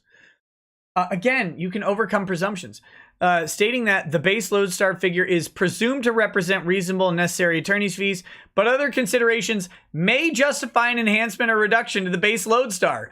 Well, you just threw in right there, other considerations. It doesn't say other expert testimony, doesn't say competing lodestar analysis, any other considerations. Mignogna offered nothing to rebut that presumption. No, Lemoine offered everything necessary. Again, let me be clear on this. The guy who jerks himself off to being the expert on TCPA was so bad at testifying to the judge why he was justified in charging what he charges that the judge said, you should charge less. He reduced his fee amount and then reduced the hours he spent on it. That is absolutely an embarrassment for Lemoine. I've seen your work. You charge too much and you do more than necessary, to the tune of almost triple. Terrible. Like imagine what we would say, right? Like Gordon Ramsay goes in on Kitchen Nightmares, okay? Gordon Ramsay goes in and he sits down. He's like, all right, I'll have the beef. Oh, damn it. I'm going to do an Australian accent, so I'm going to quit. I'll have the beef Wellington with the steak fries or whatever, right? So Gordon Ramsay orders that and it comes out and he says, $30 for this. This is trash. You're trash. This is worth $10. That's what happened here. The steak is garbage. Your cooking is garbage. You're garbage. This took an hour. Should have been $10. That's the analog to what happened here. After establishing a lodestar calculation, Lemoine went a step further. You liar! Lemoine has never gone a step farther ever. That will kill him. And testified that under Rormuz, you have to take an extra step. And the extra step is called billing discretion or billing judgment. Prior to Rormuz, that was not a requirement. Lemoine then applied those reductions here. After walking the trial court through the analysis of factors to consider and performing a lodestar calculation, Lemoine testified that he looked at the billing records and based on the billing records, I did certain deductions to satisfy the billing discretion analysis. Emphasis on analysis. And then citing again, testifying that I did that calculation on an Excel spreadsheet, tracked it, identified it by timekeeper. And so, if you look at that exhibit B to my affidavit, you can see the exact reductions that I made to meet the Rormuz billing discretion analysis. Showing 30 grand in reductions. So again, they actually allegedly, even though they're lying about this. Let me be clear. They're lying about their billing. There is no way. And I would go so far as to say, I believe Lemoine lied to Chup's face on the stand.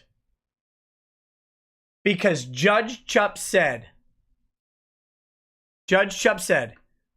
so if I award you nothing, you're going to bill your clients $282,953.80. Lemoine said, Yes!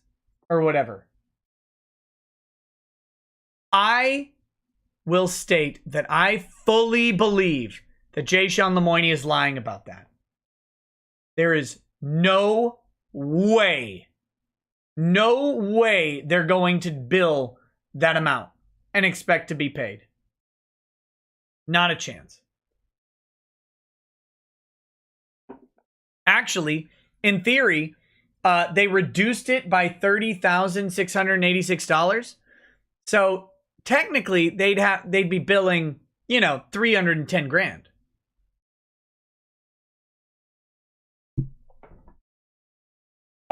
In contrast, based on the properly admitted exhibits to Lemoyne's expert testimony, including the affidavits of Lemoyne, Eric Perez, the reasonable and necessary fees incurred by Rial and Toye amounted to $282,953.80. In contrast, Mignogna called no witnesses of his own, submitted no affidavits, and limited his cross-examination of Lemoyne to 6 time entries, which totaled only $9,000. That's all he needed to do. And again, that's all they needed to do to show how bogus your billing was. Then they go with block billing is permitted in Texas state courts, and Rial and Toye's billing statements allowed a meaningful review. Why? They were all redacted. Mignogna's response asserts that block billing is not allowed under Texas law, and in support cites Rormuz and Barrow versus Greenville. Not only does Rormuz not reference block billing at all, but the Houston Court of Appeals expressly rejected the assertion that Texas law prohibits block billing.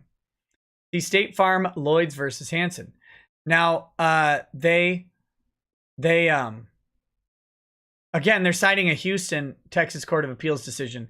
And Texas is a little weird. Each of the counties, a Houston appeals decision is not actually binding in Fort Worth. It's informative, but it's not authoritative. State Farm argues that L. Apple requires assigning a particular number of minutes to each individual task. We cannot agree that such level of detail is required to be able to meaningfully review a fee award. Concluding that the block billing technique is permissible where the entries describe the work that was done, specify the date the work was done, provide the total amount of time spent accomplishing the task, and identify the person who did the work. Well, I mean, there's problems with that. Rial and Toye's bills met that criteria. No. And were sufficient to permit the trial court and Mignogna to perform a meaningful review, except the ones you gave to Mignogna were different from the ones you gave to the trial court. And why, you pussy cowards, was it so different? Why were they redacted? You little bitch boys. Why? Were you embarrassed? Were you embarrassed that you billed Ron Toye thousands of dollars watching me make fun of him and you?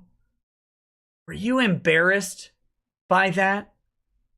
Someone on Kiwi Farms had a spreadsheet of it. Let me see if I can find it real quick, because I think I know where it is.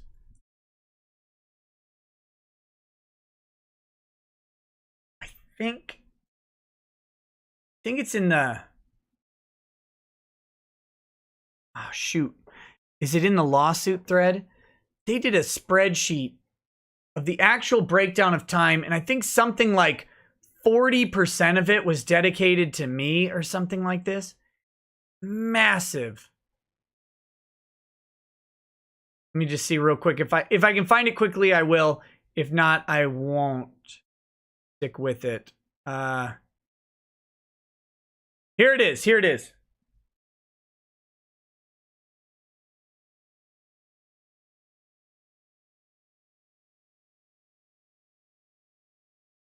Let's see what this says. All right, I'll pull it up on screen for you guys. This was done by Axiu.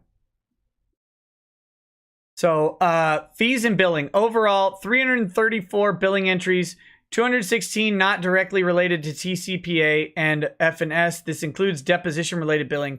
They charged $1,779 every business day, given 159 business days total in 7 months. 24 billing entries for things related to Rekieta, including 11 related to Rekieta research. Multiple entries for Rekieta were originally redacted. Look at that total. 31 grand. 31 grand related to me. Why'd you redact it? Why'd you redact it, you cowards?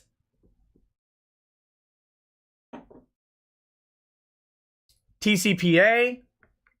9 entries for TCPA related research, not from Führer, 7 from Führer. Isn't he supposed to be an expert on TCPA?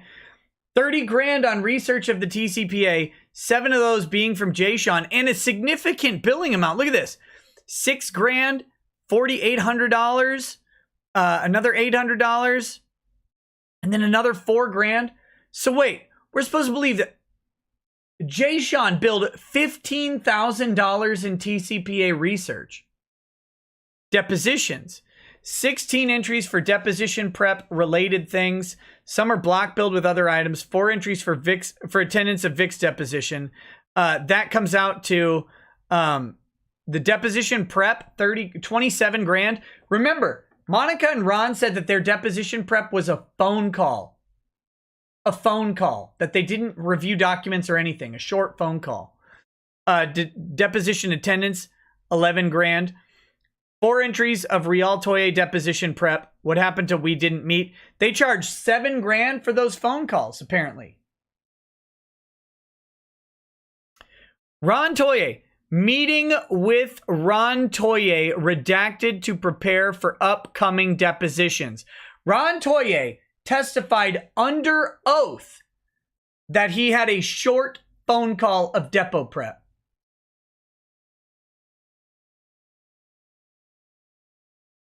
Ron Toye is a liar. I can't express enough. So much so that while under oath, Ron Toye lied about his deposition prep. Assist with deposition prep, review and revise deposition outline, review videos and articles, phone call with Miss Rial, 2.5 hours. Meeting with client to prepare for deposition, another 6 hours. And then attend depositions, 8 hours. So we have 12 hours and then another 2.5, 14.5 hours where Ron Toye and Monica said they had short phone calls for depo prep. 14 hours billed. Who on earth? Why would anybody think they're lying?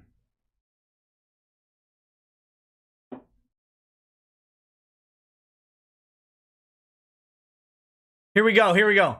Here's from the deposition. Okay, and when you were getting ready to prepare for this deposition, did you meet with your attorney? We didn't meet. I had a phone call just to talk about what it was that I was going through because they didn't realize I had been through a deposition before. Okay, and have you met with any of the other witnesses in this case? No.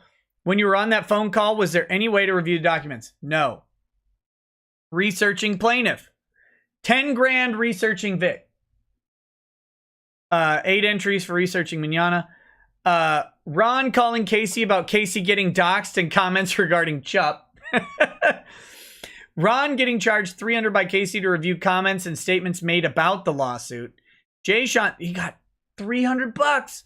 Jay Sean's email to GoFundMe and review and include Threadnought in the TCPA. Isn't he an expert?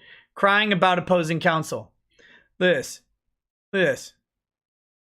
Multiple communications. These are communications with this stuff. 15 grand. The amount of time spent on interviewing and writing, revising affidavits, almost $26,000. All entries over 7 hours on a single day. 17 of them, in fact. Press X to doubt. So on a single day, over 7 hours. And good job. 70 grand. And content of the last 3 months. This is a phenomenal breakdown by Axiu. Axiu on Kiwi Farms. And it shows just how ridiculous this actually is.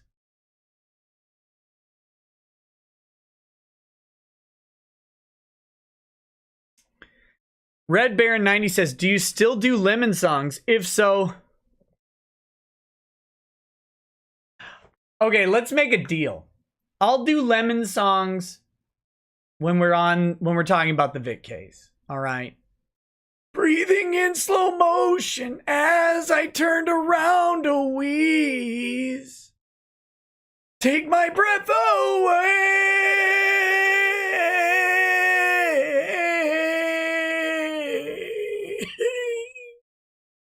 First super chat, by the way. Thank you so much, Red Baron.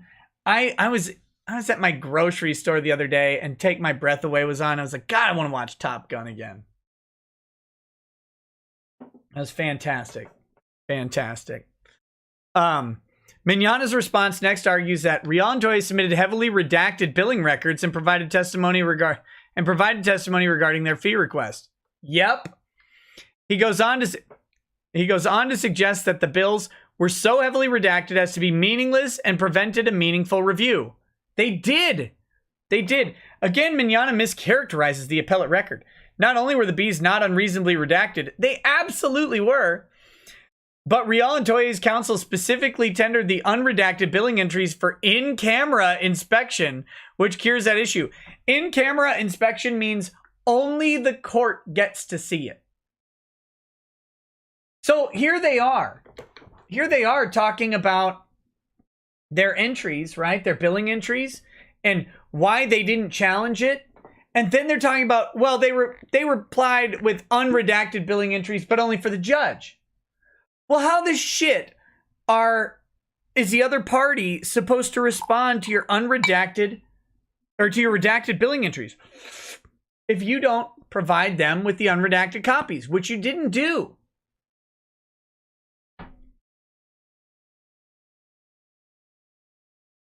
Rial and Toye applied appropriate reductions to account for duplicative entries, inefficiencies of block billing. Mignana argues that counsel for the prevailing party should make a good faith effort to exclude from a fee request hours that are excessive, redundant, or otherwise unnecessary, just as a lawyer in private practice ethically is obligated to exclude such hours from his fee submission. I don't think Vic said that. That is exactly what Rial and Toye did in this case. They not only submitted affidavits and billing records and tendered unredacted invoices to the trial court at the hearing. Hey, maybe, just maybe, when the trial court reviewed the unredacted billing entries, the trial court went, this is some bullshit.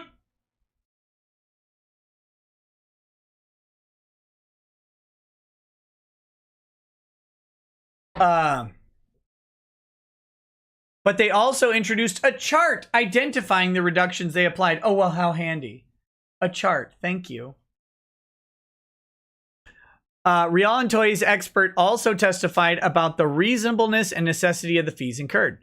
A review of the chart introduced at the November 21st hearing shows the incoherence of Mignana's argument by specifically identifying the reductions applied by Rial and Toye. Here's the reductions they applied. Great. Rial and Toye reduced their bills by $30,686.45, demonstrating significant billing discretion and appropriate offsets in this case. Let's do that. Let's do a test. Hold on. I need the number. It's 282. Calculator. We'll do it on screen. Okay. 282,953.80.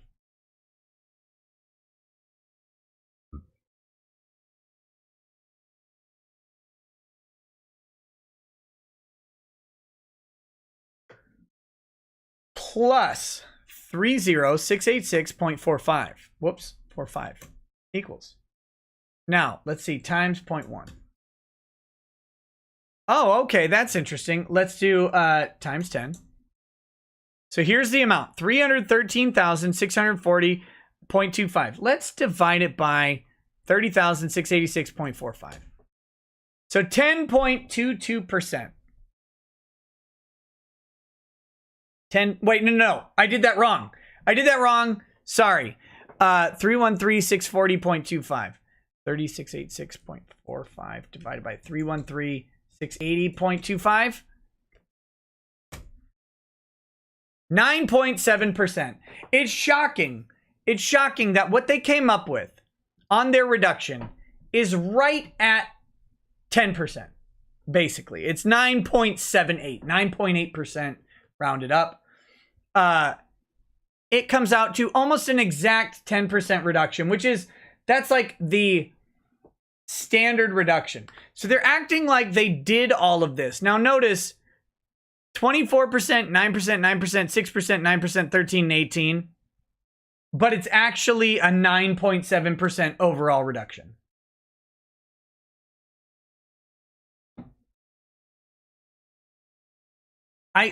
Jimmy Gray, I can't turn the calculator upside down on screen. I would. Instead of performing any analysis or instead of performing any analysis or calculation of fees, the trial court arbitrarily awarded a flat, God damn it, Monica, a fat $50,000 to each defendant, untied to any guiding principle or legal analysis. Trial court offered no indication that its reduction of fees was based on block billing, redacted billing statements, specific line items, or any other rationale. I mean, it kind of did. Chup kind of mentioned it at the hearing. Accordingly, Rial and Toye's evidence was uncontroverted and permits the court to render an attorney's fee award of attorney's fees as a matter of law. Again, misapplying those cases. Those cases don't say that they must do that. Rial and Toye's fees were incurred as a direct result of Mignogna's conduct during the litigation. Despite having no evidence to suggest that Rial and Toye's fees were excessive, unreasonable, or unnecessary, Mignogna now contends in his response that Rial and Toye's fees were exponentially higher than other defendants' fees. However, those fees were incurred as a direct result of Mignogna's abusive conduct directed at Rial and Toye. Now, what's interesting is that if you actually look at the filings, I believe Rial and Toye filed more than Vic did. Mr. EM, who is even winning this court case anyway? This is at appeals. Monica Rial and Ron Toye and Funimation Jamie Markey prevailed at the lower court. Now it's at appeals. There is no, like, winning status. They won at the lower court, and now at the appeals court, everything is being briefed. And then there will be possibly oral arguments and then a ruling. There's not like a winning versus losing status. There will be won or lost. I hope that helps figure that out. So Rial and Toye's fees were incurred as a direct result. Yeah. Those fees were incurred as a direct result of Mignogna's abusive conduct directed at Rial and Toye. In Flint, the attorney's fees awarded were nearly 7 times actual damage was recovered. You didn't recover any damages, but the court held the award was not excessive because the opposing party transformed the case from a simple sworn account claim to a 4-week DTPA trial. Courts must take into consideration the entire nature of cases and the conduct of the parties. And again, TCPA is in the hands of the defendants, not of the plaintiff.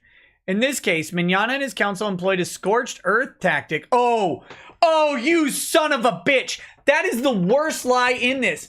I wish with all my soul that they employed a scorched earth tactic. Everybody on the internet wanted a scorched earth case, and we didn't get it at all. Oh my God, you're lucky you didn't get a scorched earth case.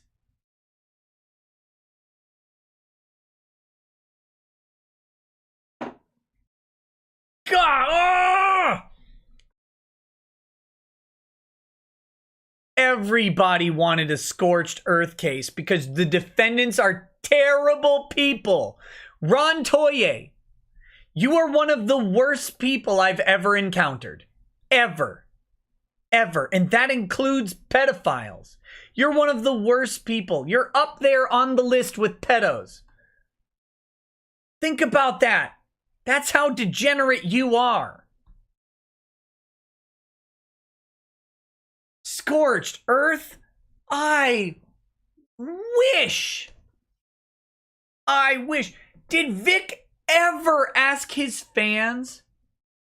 Ever. Think about what scorched earth means. If Vic had employed in some way his fan base, who have been amazing. Again, his fan base, without any request from Vic ever, provided $280,000 in GoFundMe money. Vic never, ever asked them to. Think about that. Vic never asked his fans to go after a single convention. He's still, there's a petition out there to get him to FanX in Salt Lake, which I'll be talking about sometime soon. Another change.org petition, because apparently FanX is going on in Utah. The Matsuri petition was successful, but Matsuri has now been canceled. So, unfortunately, he won't be there. But so there's another petition, and I'm mentioning it now. I'll probably talk about it again sometime soon, but I'm not going to sit and dwell on it. Anyway, Vic has not actually come out and asked his fans even to support the petitions to get him to shows. Mignon, no. Matsuri did not cancel Vic. Matsuri itself got canceled, the Drifter. Just so you know. Due to COVID concerns and Texas clamping down on everything, Governor Abbott being relatively a coward and decided to shut down the whole state. So that's great. That's great. Oh, FanX has been postponed to 2021. Oh, good. So far, Vic has been invited to UltraCon. He's been announced for UltraCon down in Miami, which is the week after Matsuri would have taken place, the weekend after. It's the last weekend in August. And I may go. If I am going, I will announce it soon. I've got to make that decision. I don't know if I'm going or not. But anyway, so if FanX has been postponed, then I'm not going to bother with it. I have to check. And again, that's why I haven't really shared it too much. Either way, let's get back on subject here. Even in places where Vic could ask his fans for support, he hasn't done so. He didn't ask his fans to go after the defendants. He didn't ask his fans to go after the conventions. You want scorched earth? You want scorched earth. If Vic is my client, I tell him immediately, wait, are we allowed to go scorched earth? Yeah, Nick. Yeah, let's do it. And I say, get on Twitter right now. Call these fat whales liars who are jealous of you and are jealous of other women. Then call Ron Toye a manlet. Call his honesty and integrity into question. Say he's a bitch boy who's lying about his relationship with you. Say that he's not even fit to be a real estate agent or a loan officer or whatever stupid position he has. Say he's not fit for it. Go after him. Because they're liars. That's what I do. You want scorched earth? Scorched earth means no coming back, right? You scorch the earth behind you. That's what I do. Scorched earth. We would have waged, if I were Vic's counsel, more evidence that I'm not, we would have waged a full-on, in tandem, social media campaign to ruin the lives of the defendants. And I would have absolutely, as his lawyer, encouraged him to leverage his fan base to do so. I would have made sure their lives were in the goddamn ground in a coffin lined with steel, buried and covered in cement. Because that's what scorched earth is. These people have no idea.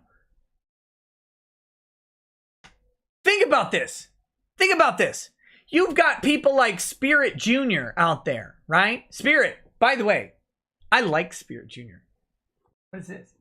Oh no. Is there a kid coming into my office? What's going on?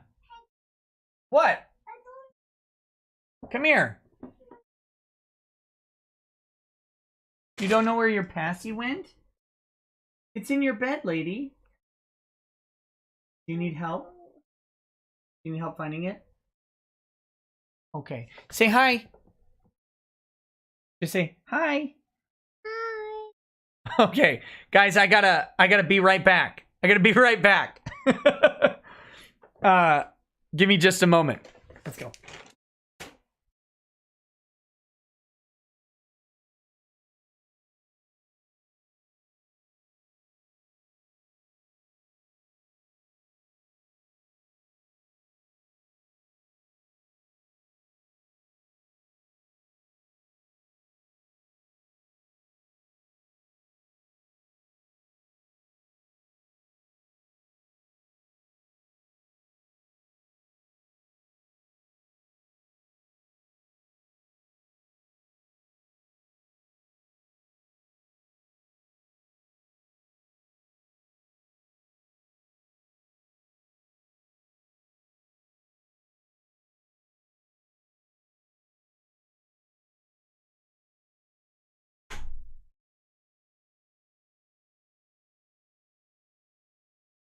All right, all right, all right.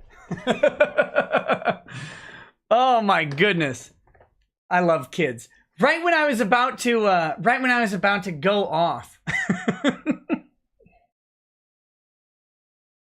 Oh, let me say, Spirit Jr. Cheers to you. I like that guy. He's hilarious.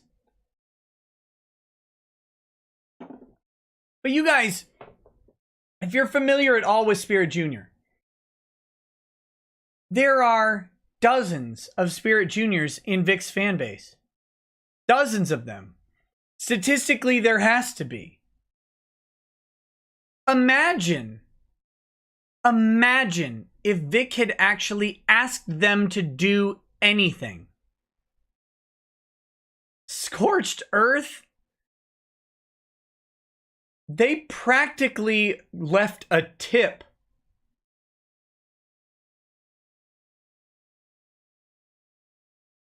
Oh my God.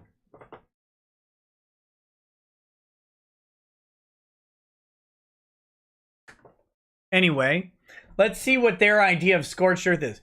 By serving dozens of discovery requests.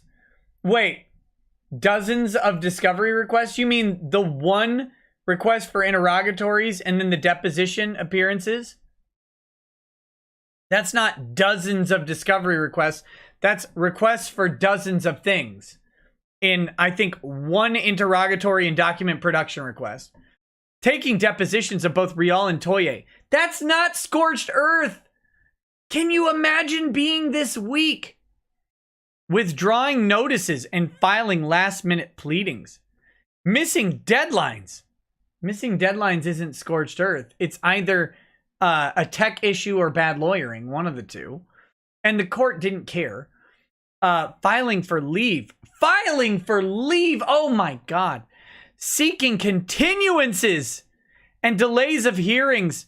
Oh man, listen to the Scorched Earth tactics of just everyday court. Now, is this going to be effective to the trial court? No. Or to the appellate court? No. Right? Like the appellate court's going to look at this and go, wait.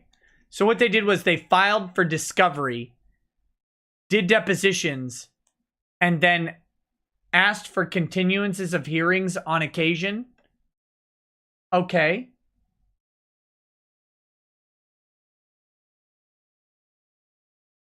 Imagine myself boxing Ron Toye in a boxing match. I wouldn't do a boxing match. If I was going to do a fight with anybody, it would be MMA. Right? I'm not a boxer at all. Seeking continuances and delays of hearings and unleashing a barrage of online abuse to influence the lawsuit. How could online abuse influence the lawsuit in any way? It's not even true, but assuming arguendo that it is true, how can online abuse influence the lawsuit?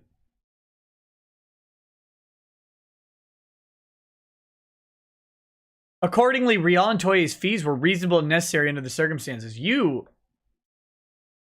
They don't say why they're reasonable and necessary. They just say that this stuff happened. This stuff, everything up to here, that is literally every civil case that matters. Like, okay, so you have discovery. You have... They don't say that the discovery requests are unreasonable. They just cite that there were many of them. All right. You have depositions. Okay. You have withdrawn notice, last minute pleadings, missing deadlines and filing for leave, and seeking continuances and delays of hearing. That happens so often that it's normal. All of that stuff is absolutely mundane.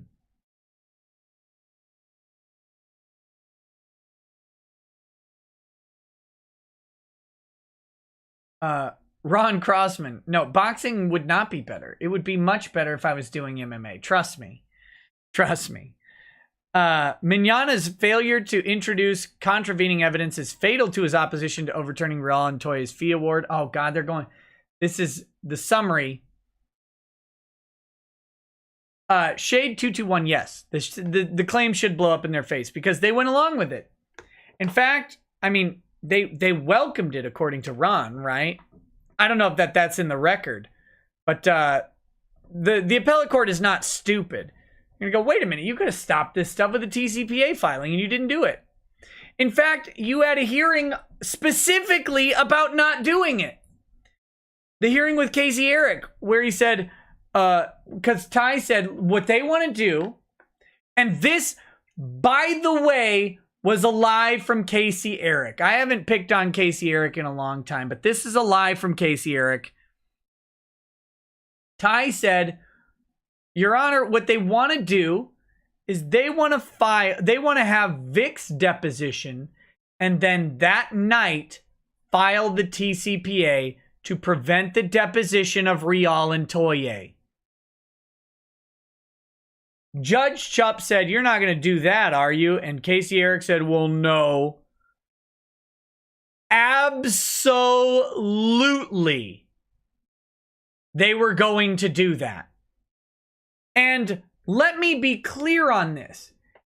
If Casey Eric wasn't going to do that, then he is literally the dumbest lawyer ever created. Because, of course, you would depose your opponent and then prevent the deposition of your clients if possible. Of course you would. It is the only logical thing to do in the situation. And every lawyer would have done it, which is why Ty knew that was Casey's plan. Of course that was the plan. Why wouldn't you do that? Why would you do anything? Yeah, I'm going to subject my client to hours of deposition and cross-examination where they might say something stupid or look like a psychopath like Ron Toye, right? Why would I do that when I could just not? But I could get all the juicy shit out of the plaintiff that I wanted. Of course you do that. That was the goal. There's nothing wrong with doing that. Let me be clear on that too. There's nothing wrong with that tactic. It is the most sound and reasonable legal strategy ever. If you can compel your opponent to produce discovery while under the law and ethically stopping yourself from releasing discovery, of course you do that. Of course you do it. All right, sorry. Mignana's failure to introduce contravening evidence is fatal to his opposition to overturning Ron Toye's fee award. Mignana failed to offer any affidavit or witness testimony to contradict Rial and Toye's fees evidence. Mignana's response contends that, contrary to Rial and Toye's assertion that Mignana did not rebut their attorney's fee requests, Mignana properly brought these various deficiencies and improper entries to the trial court's attention both by written motion and objection, and by cross-examination at the November hearing. The appellate record proves otherwise. Wait, does it though? First of all, Mignana's written motion and objection in the trial court could have, but failed to, attach a contravening affidavit opining on the Arthur Anderson and Rormu's factors. They didn't. That doesn't mean they didn't do it. That doesn't mean that they didn't do what they said they've done. Raiku1186 says, how Maronica's lawyers can look in the mirror and say, I'm doing an honest and ethical job here is beyond me. It is clear Maronica hired them over their old lawyers due to how morally robbed they are, just like them. Kind of looks like it. They still did provide a written motion and objection. Now, they don't want them to have provided that. They want an affidavit and to ignore the fact they have a motion and objection to what happened. Failure to testify or offer affidavit or billing record into evidence is legally insufficient to uphold the fee award. Wait a minute. Wait a minute. Let's do this. I don't like to do this. It's at page 296. I don't know if you guys noticed what they did here.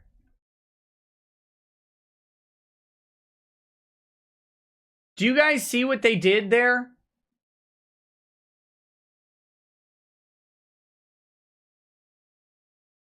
Go down to page 296, and then I'll pull it up.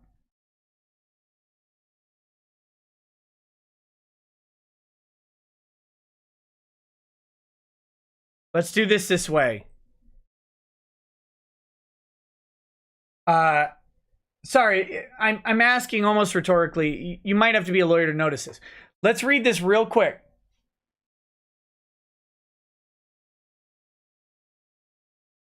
So, citing interest of DZ, failure to testify or offer affidavit of billing record into evidence is legally insufficient to uphold the fee award. This is for someone asking for fees. So here we go. So we're on page... Where's my page number? 296.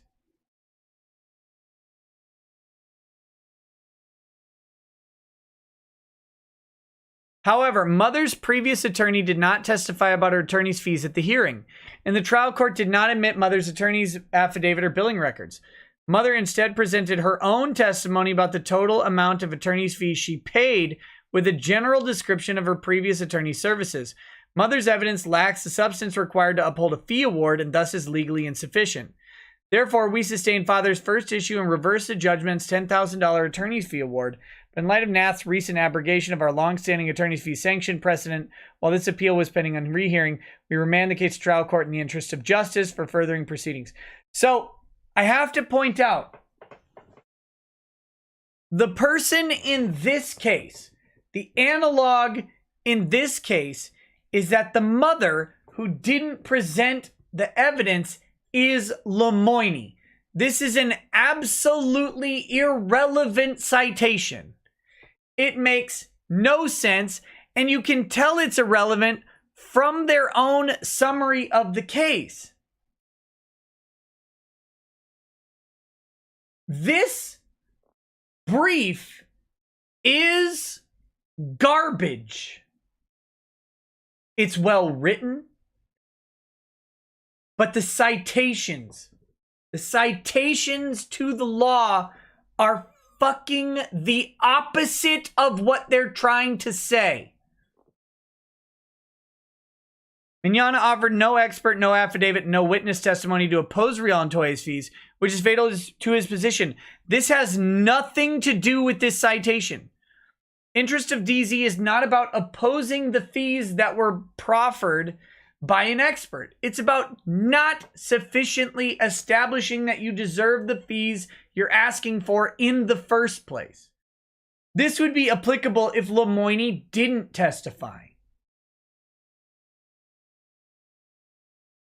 In contrast, Rial and Toye's evidence, billing records, charts, affidavits, and testimony was all provided to Mignogna and his counsel. No, they were redacted. Redacted, heavily redacted billing records. And we know why. Because you were lying. Mignogna had ample time to prepare an expert, introduce evidence, and perform an independent lodestar analysis to contradict Rial and Toye's fee calculations. They chose not to. But they didn't have to. I can't stress this enough. They didn't have to. Because they weren't actually contradicting your billable rate.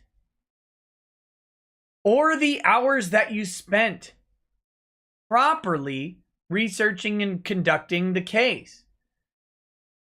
All they did was get you, buy yourself lemons, you idiot, to defeat your own argument for how much you're worth. That means they outlawyered the shit out of you on that. Rial and Toye's evidence was uncontroverted, except, no, it wasn't though. It was controverted by lemons.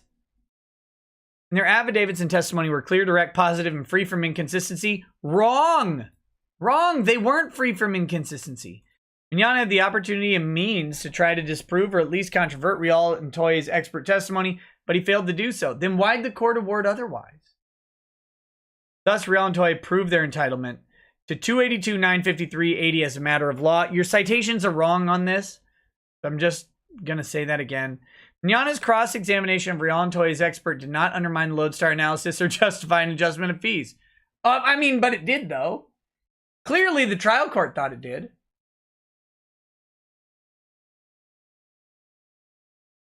Mignogna's counsel never offered an affidavit or expert testimony to suggest that the hourly rates charged to Rial and Toye were unreasonable, that the total hours spent were unreasonable, or that the lodestar analysis admitted into evidence was unreliable. Instead, Mignogna's counsel pointed out on cross-examination that certain line items in Rial and Toye's billing entries seemed duplicative. However, that is not substitute for evidence.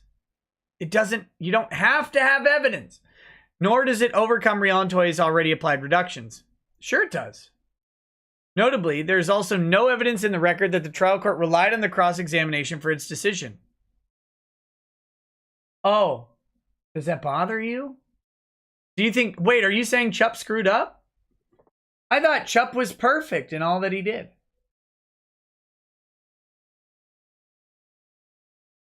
I thought Chup couldn't possibly screw up, right? Chup was 100% correct.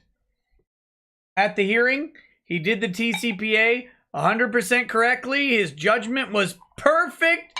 And because the judge said it, that must be correct, right? Until you got to that fee award, suddenly the love was lost. Throughout his response, Mignogna attempts to undermine Rial and Toye's fee award by pointing to single line items he dislikes, but wholly fails to reference the $30,686 written off by their counsel. Yeah, the problem is you wrote that amount off, but you still had shady things in the non-written off portions. Mignogna argues, for example, that Rial and Toye sought recovery for time spent on unrelated matters. However, that is in reference to a single instance on one bill that referred to a conference with a New York bankruptcy attorney. Yes! Yeah, here's the problem. Again, you redacted the billings for Mignogna's counsel, which means that when they got the billing and they saw this unrelated bankruptcy call, what else are they to conclude about the redacted billing, you idiots? Why didn't you just provide an unredacted billing to them? Just write attorney eyes only on it. Do anything other than what you did. Restrict it to attorney's eyes, and if they disclosed it to the public, then you go after them. But you didn't do that. Why? Because your billing was bogus. You're liars. Wick Phillips, lie to the court.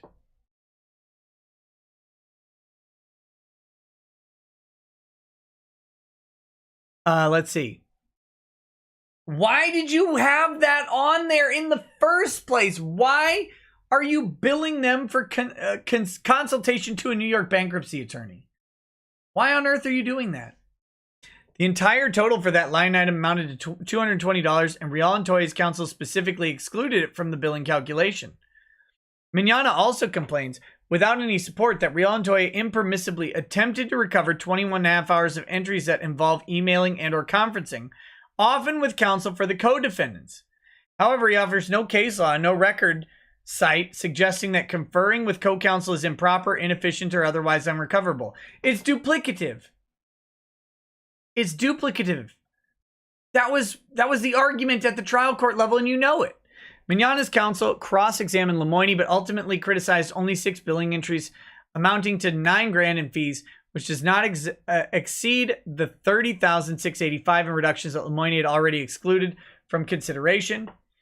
See Lee versus Holubeck,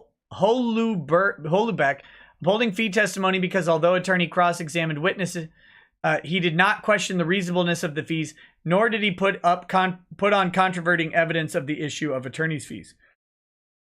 But again, controverting evidence isn't required. Just because they wanted it in these cases, it's not legally required. And we'd probably find that if we went through this Texarkana appellate case in here, but I'm not going to. Even if this court subtracted each of those time entries in addition to the 3685 reductions applied by Lemoyne, the evidence still results in reversing the trial court and rendering an award of $274,018.30 in reasonable and necessary fees. No, it doesn't, because the trial court felt that $100,000 was reasonable and necessary and that the rest wasn't. That's what the trial court found.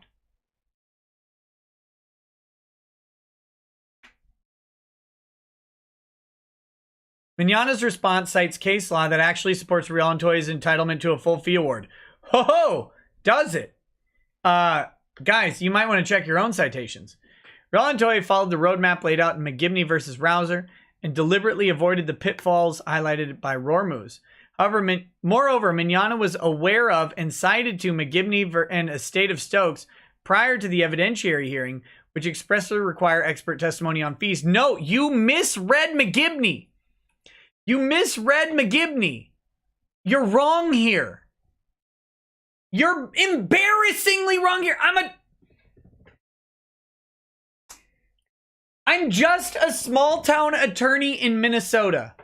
I did 5 seconds of research on McGibney and found it to be absolutely the opposite of what you said.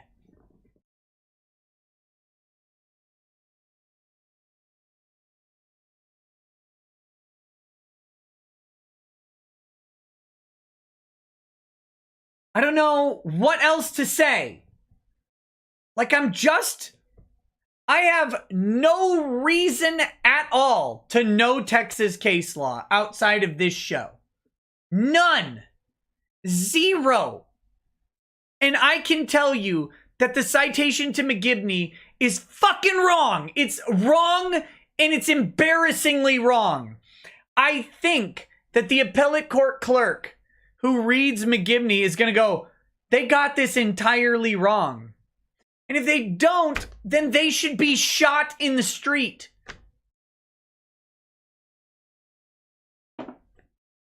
So I have to know that you know you're lying.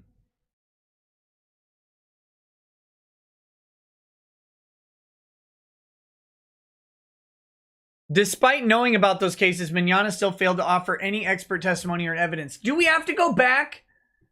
You have to go back. McGibney.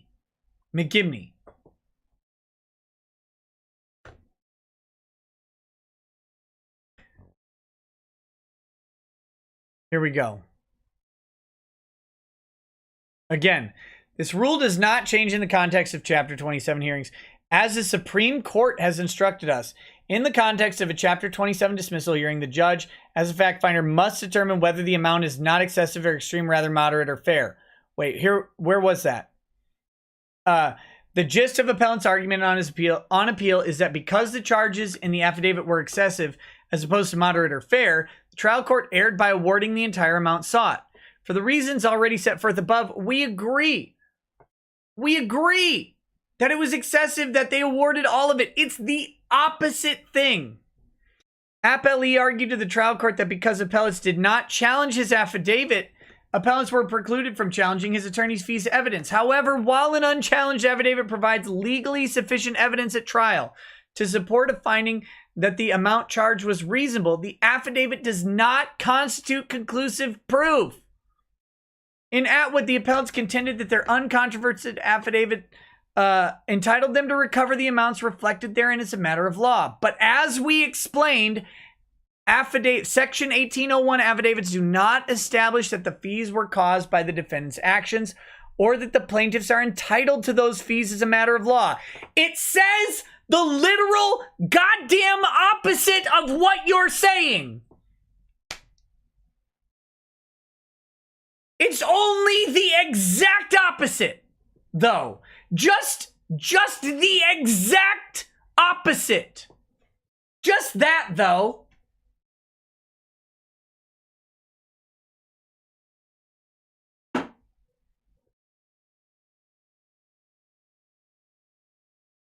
Against this backdrop, Mignogna's response argues incredibly that this court's recent opinion in McGibney specifically requires the trial court to reduce fees where the offered billing statements fail to establish fees as reasonable and necessary, even in the absence of controverting testimony.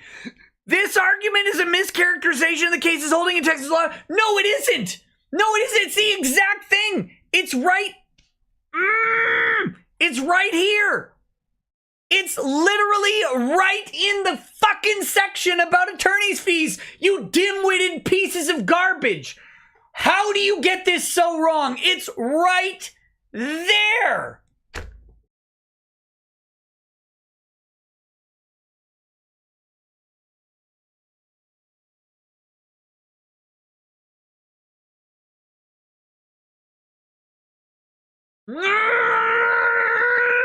In reality, McGibney supports awarding Rial and Toye their entire request for fees. No, it's literally the opposite. It's the exact opposite of what you're saying. They didn't give the appellant the full fees in McGibney, or the appellee. They didn't do it. They did the opposite. They reduced the fee award, you fucking dense piles of trash. It's the opposite fucking ruling. How can you be this bad and charge this much?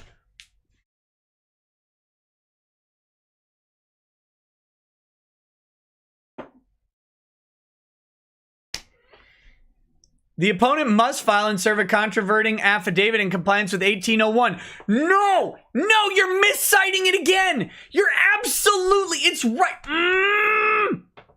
Let's point it out. It's right here. It's right here. This is insane. This is insane. It's right here. To challenge the reasonableness of the amount charged for service after a proper 1801 affidavit has been filed, the opponent must file and serve a controverting affidavit. If the affidavit is properly prepared and served, blah, blah, blah, blah, blah. Here, appellants filed no controverting affidavit. Appellee argued to trial court that because they did not challenge it, they were precluded from challenging his attorney's fees. How fucking ever? Hold on. Snip.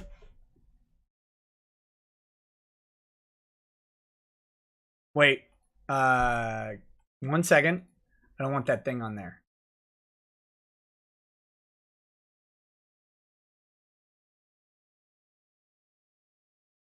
Hold on, I'm tweeting this out. Tweet. Hey, Wick Phillips, you goddamn idiots.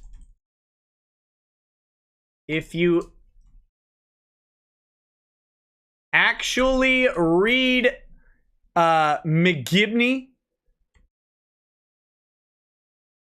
it says the literal fucking opposite of your argument, you overpriced lying cretins. There we go. I hope you lose. Yeah, anyway. Never mind. I'm just going to leave it at that.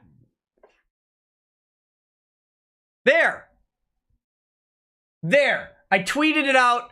Live tweeting during a show. I hate doing it. But sometimes I'm just too pissed off. And that is such goddamn bullshit that I can't take it. I can't take it.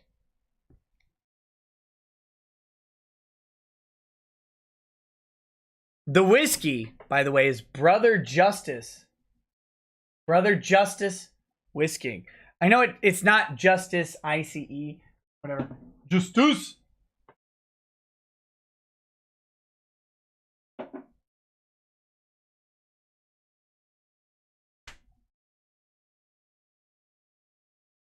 I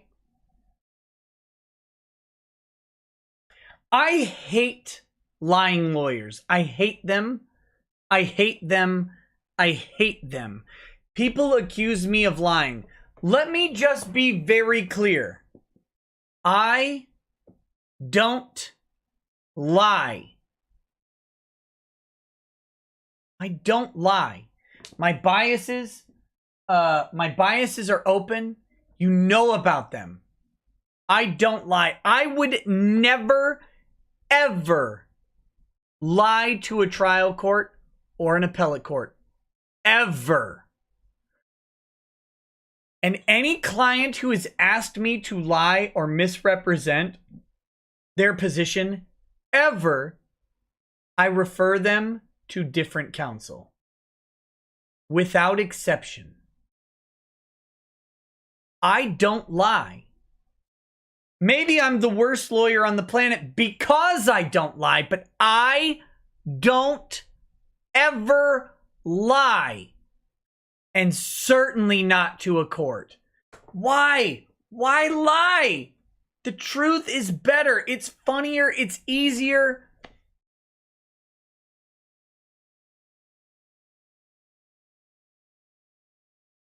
These fuckers are $500 an hour. Ron Toye is paying Lemons $515 an hour to lie. By the way, he's paying Hellberger more. Hellberger is a senior partner. Lemons is just a normal partner. He's paying Hellberger probably more than Lemons to lie to the appeals court. Ron Toye is actively paying his lawyers to lie like children to the court.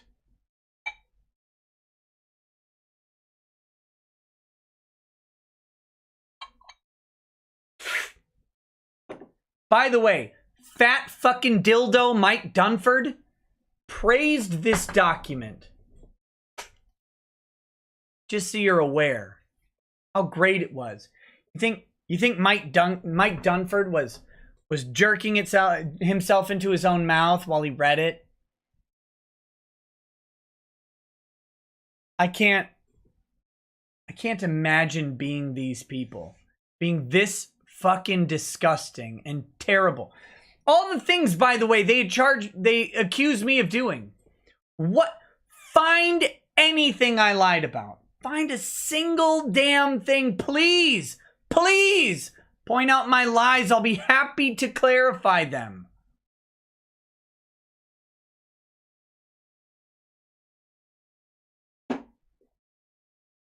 But saying that these citations are even close to accurate, these are fucking embarrassments. I would feel like I would have to shower. I would have to shower with hydrochloric acid after this brief.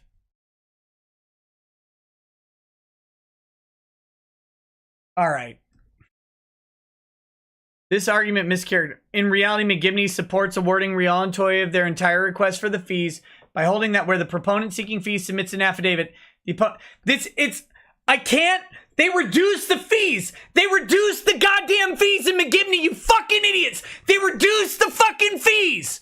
They reduced them. They didn't do what you're asking. They did the literal opposite. You goddamn cunts. They reduced the fucking fees. Ah! I know I read that already, but I can't take it. They did the other. I'll prove it.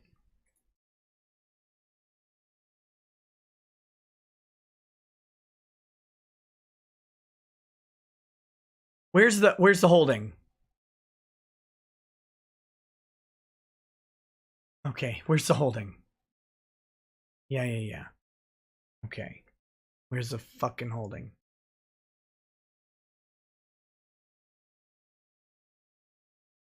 Conclusion. Having overruled appellant's 5th, 6th, 8th, and 9th issues as part of the appellant's 2nd issue, we affirm in part the trial court's judgment that some amount of attorney's fees should be awarded to appellee. However, we sustain the portion of appellant's 2nd issue with regard to the amount of the attorney's fees awarded by the trial court and remand this portion of the case to the trial court once again to conduct a hearing on attorney's fees consistent with this opinion. I'm gonna do a follow-up tweet. New.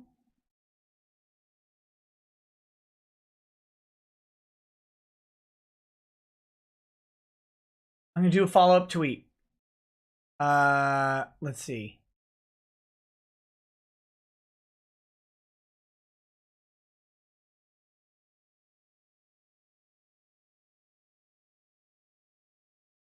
Wick Phillips has a Twitter account.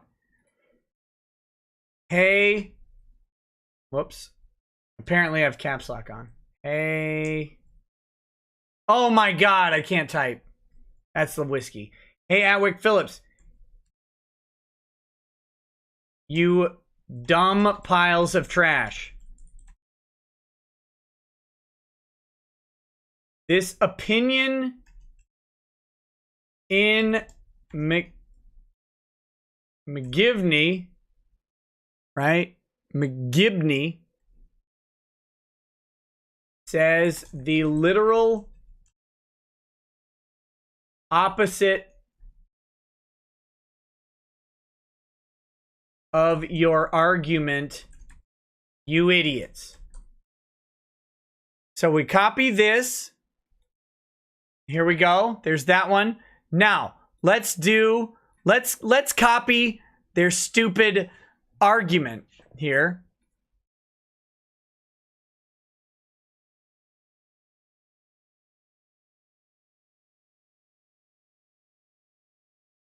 You honestly can't have read it more incorrectly.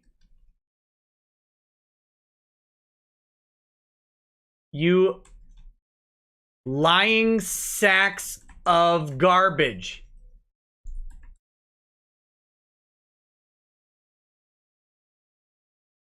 Eat shit. There we go. There we go. There's the follow-up tweet. There's the follow-up tweet. Fuck them. Fuck their fake law firm. Fuck everybody. Fuck lawyers. I hate lawyers. This is why. You guys ever want to know why I hate all lawyers? I say that lawyers are garbage people. This is why. It's an absolute flat-out fucking lie. They're the lying sacks of shit that everybody hates. Because this is a direct... It's to actually misread the case. It's to do everything other than to read the words on the page and read the exact opposite and then regurgitate it like a bunch of gagged on semen onto the fucking appellate courts and lie about what they decided. I hope they put their appellate dicks right in your asshole and fuck you into oblivion. God damn it.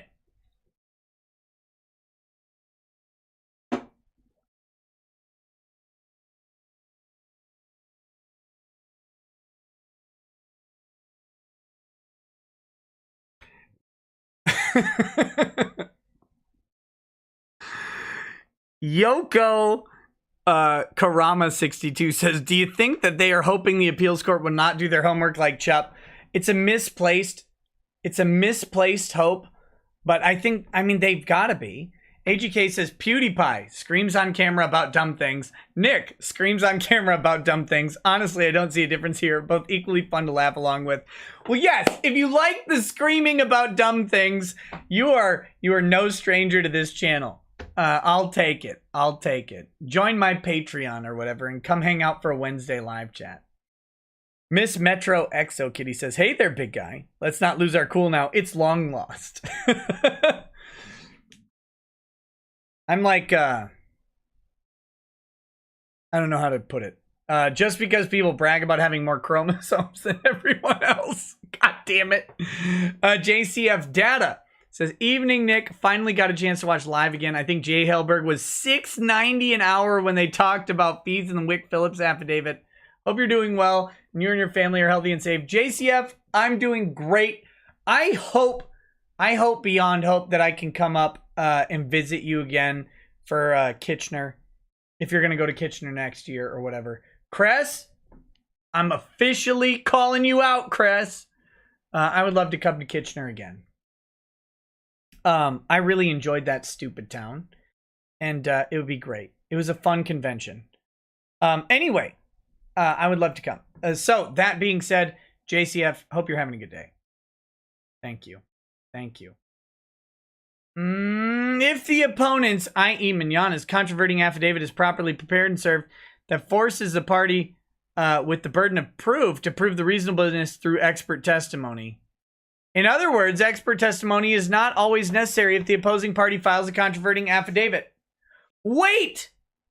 No! No! That's the opposite! God damn it! Can you not read? You cretin!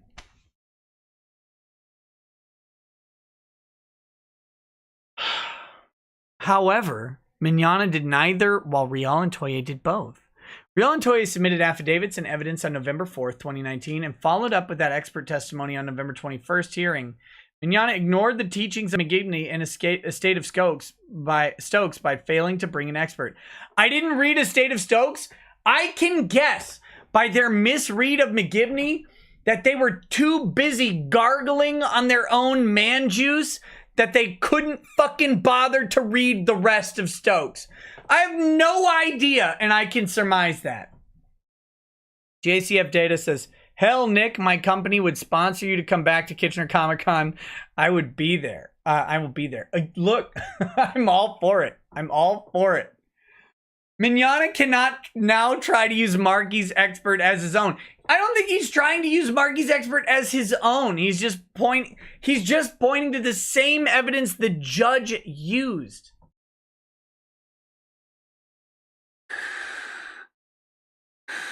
I need a paper bag to prevent me from hyperventilating. Something that Lungmoini will never do. I'll never hyperventilate again. I'll never be able to. In fact, I'm lucky just to breathe.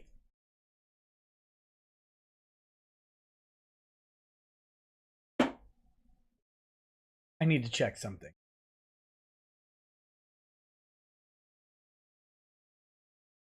Hold on. No! Point Break is not on Prime Video. God damn it! Dawn of the Dead's on Prime. Nope, that's Showtime subscription. Damn it. Pissed. Sorry. I needed a pause from the show. Because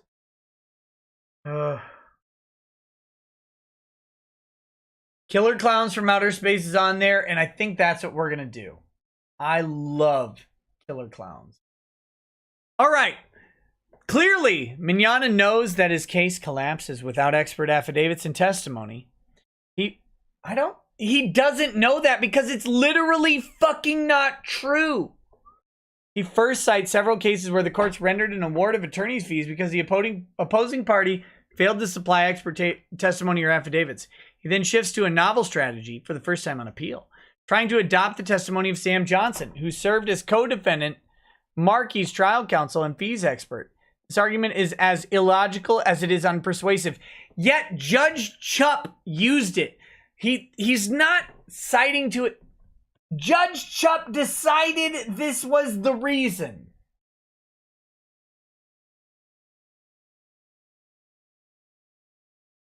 Johnson was never disclosed or proffered as an expert on Rial and Toye's fees. The identity of expert witnesses must be disclosed no less than 30 days before trial. Failure to comply will result in automatic exclusion of testimony unless the proffering party demonstrates good cause for its admission. The good cause for its admission, it's admitted in the matter. It's admitted in the matter. They're trying to pretend like the fees are all like separate things. In one way, you can say the fees are separate things, but the judge didn't treat it that way. And if that's wrong, the appeals court will correct it. However, Sam Johnson's testimony unquestionably undermines the testimony of Jay Sean Lemoyne. There's no bones about it. There's nothing to say. It undermines Kermit the Frog, John Volney here.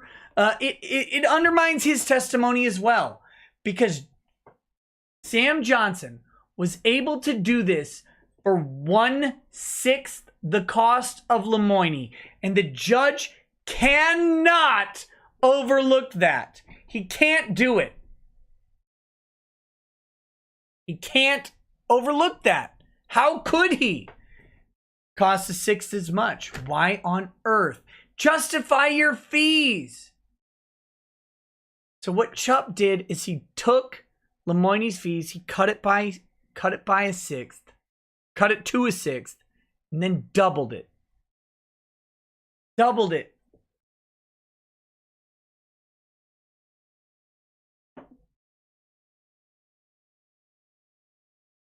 Yeah, it's not a trial. It's a pretrial hearing, but that is a weird sort of standard, by the way.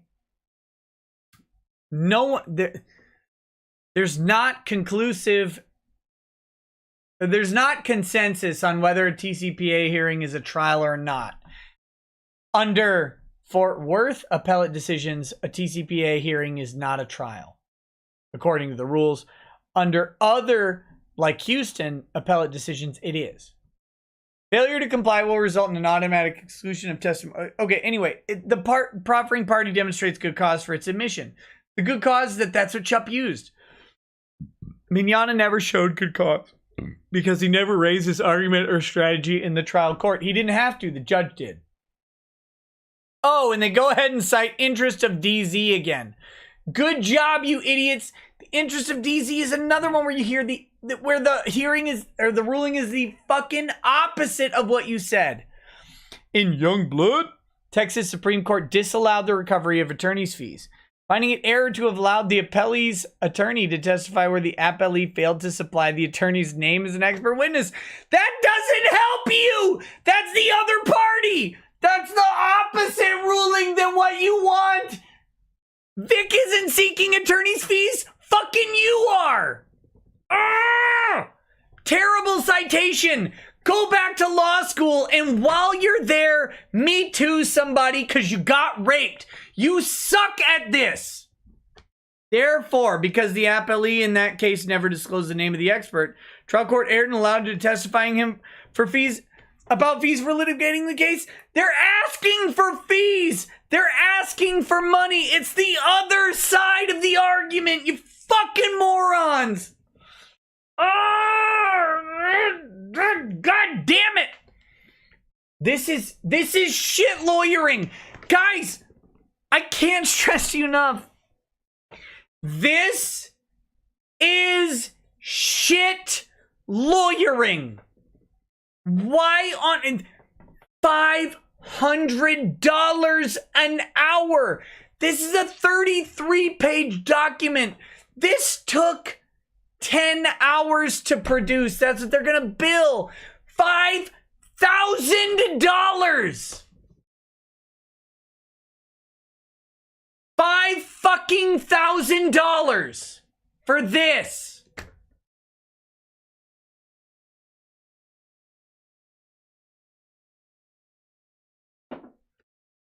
Imagine you could go to Best Buy and buy the 85-inch LG curved OLED TV with built-in Dolby Atmos. Okay? You could go to Best Buy and buy that. And then you would still have $500 left over to buy Blu-ray porn, which means that you could buy at least 15 Blu-ray porns.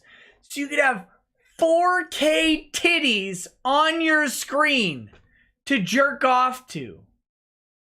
Or you could pay a fucking lawyer on an iron lung with a goddamn walker to die while writing this schlock. That's your two options.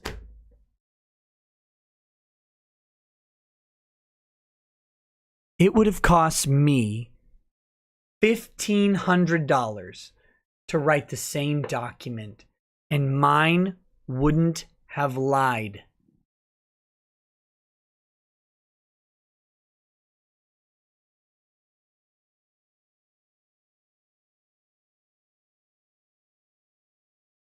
And I'm just a Minnesota lawyer. I'm not an expert.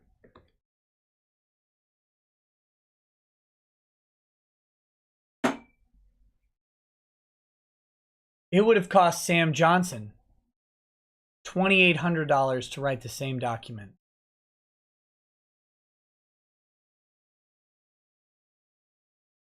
Think about that. Think about that. With Sam Johnson's document, you would have gotten the same argument. The same argument. You would have also been able to buy a 75-inch TV. These people are fucking thieves. Fucking thieves.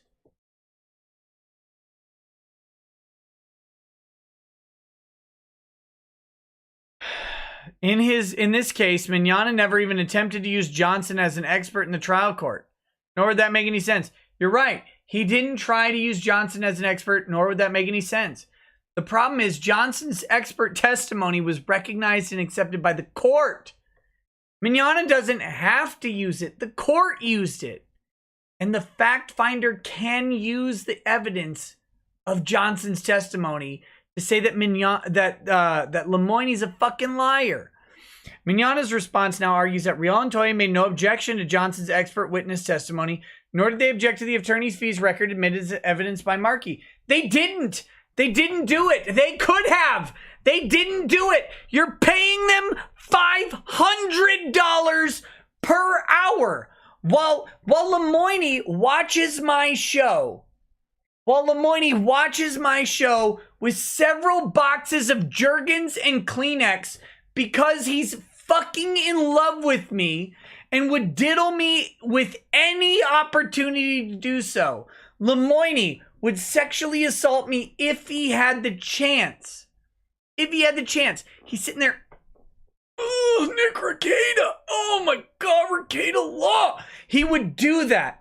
By the way, Ron is the cleanup crew on Lemoyne's jerk-off sessions.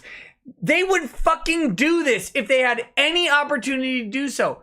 For $500 an hour, they couldn't be bothered to just file an objection. Stand up, all they had to do, literally all they had to do was in court say, Your Honor, objection. We just want to put on the record that Markey's testimony has no bearing on ours. That's it. That's all they had to do. 5 seconds. 5 seconds. Or if they forgot to do it at trial because they were bewildered by how Judge Chupp was acting, they could have filed a brief, which would have taken 20 minutes to write. We want to levy our objection immediately after the hearing. Holy shit. Sam's objection, or Sam's testimony fucked us. By the way, on this show, we identified that Sam's testimony fucked them over. We went through and talked about that. I don't know if you guys remember. They could have said, holy shit, Sam's testimony fucks us over. Because Judge Chupp in the hearing said it fucked them over. We should file just a brief objection and say, Sam Johnson's testimony has no bearing. No bearing at all on the testimony, the expert testimony of Jay Sean Lemoyne. Had they done that, Had they done that, they might have covered their asses, but they didn't. They didn't. $500 an hour. Jay Sean is jerking off probably 3 times to this stream every night. Every night. Because it gives him time. Look, he's a 5-minute man, you know it. He beats off, cleans up, he sits back down and watches some more. And then by 55 minutes, he's hard again. And he goes again. Each time. 3 times a night. Lemoyne's watching this show. $500 an hour. Fuck these people. It is only now, for the first time on appeal, that Mignogna suggests Johnson's testimony about Markey's fees should preclude recovery of Rial and Toye's fees. That's because they didn't need to do it before. The judge did it for them beforehand. Contrary to Rial and Toye's assertion that $282,953.80 was the reasonable and necessary attorney's fee amount in the matter, Johnson testified that a reasonable and necessary attorney's fee amount to defend Mignogna's allegations in this matter is only $48,137.50. You fucking just defeated your own argument, you goddamn idiots. In reality, however, Johnson was offered as an expert on Markey's fees only. Nope. I mean, yes, but the judge can consider. The judge can consider other factors. He's not limited in this way. Stating that his declaration was remade with respect to Markey's motion for fees and sanctions. He was never prepared to opine on Rial and Toye's fees, which is why he did not testify that Rial and Toye's fees were unreasonable. Rather, he testified that Markey's fees were reasonable. So it's interesting. Their argument is that, well, they can't say that his fees were reasonable because he said his fees were reasonable, not unreasonable. Good job, you fucking idiots. There's a significant difference. There isn't.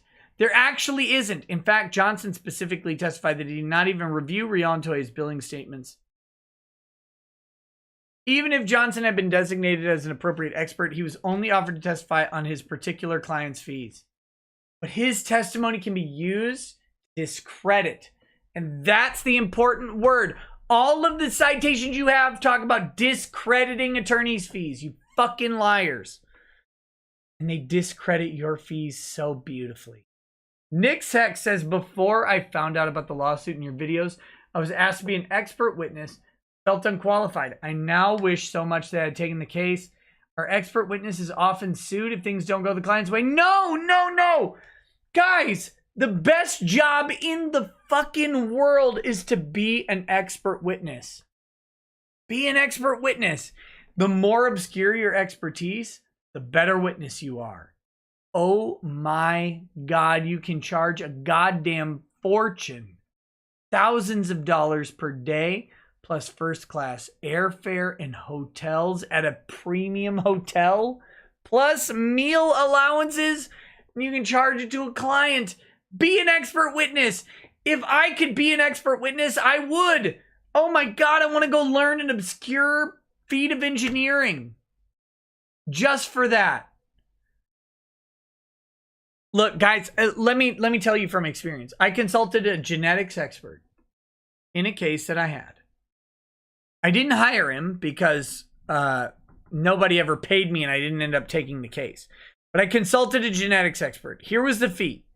There's a geneticist involved in evaluating DNA test results, okay? And he said, my fee is this. My fee is this. First class airfare. Hotel lodging at the best hotel in town. And then $2,000 per day that I'm in town.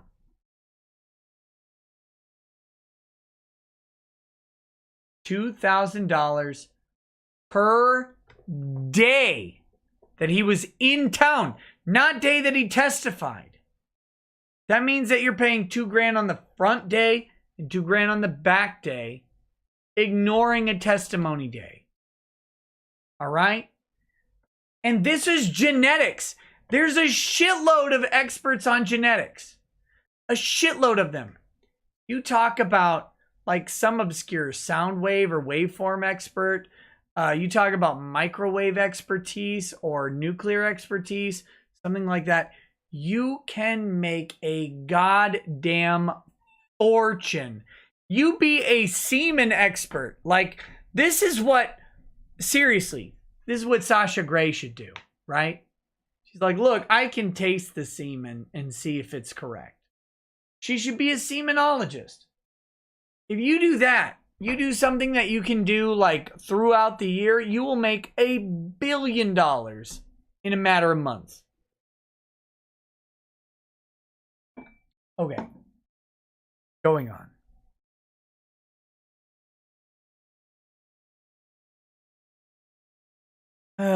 Johnson was never proffered as an expert in anything but Markey's fees. But even so, Johnson explained why Rial and Toye's fees were reasonably and necessarily higher than Markey's fees. Johnson himself acknowledged at the November 21st hearing that Rial and Toye's fees were higher because they had twice as many clients as I did. And, you know, for Miss Markey, if we're going to assume for argument's sake that they had any actual claim pleaded against her, it's only maybe as to one tweet, which actually wasn't part of their pleadings. It actually was, though, you fucking liar, Sam Johnson. Sam Johnson gets a lot of praise, but that guy's a cunt bag. Johnson also testified that I had a lot less record to deal with than Miss Rial and Miss Toye. When asked about the work he performed on Markey's TCPA motion to dismiss, he further explained that his testimony and work was limited to that done for his particular client.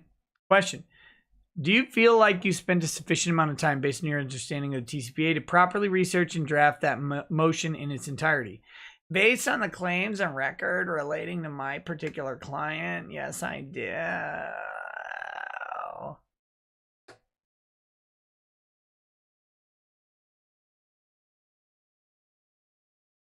Texas courts expressly hold that it's improper to compare fees incurred by different parties.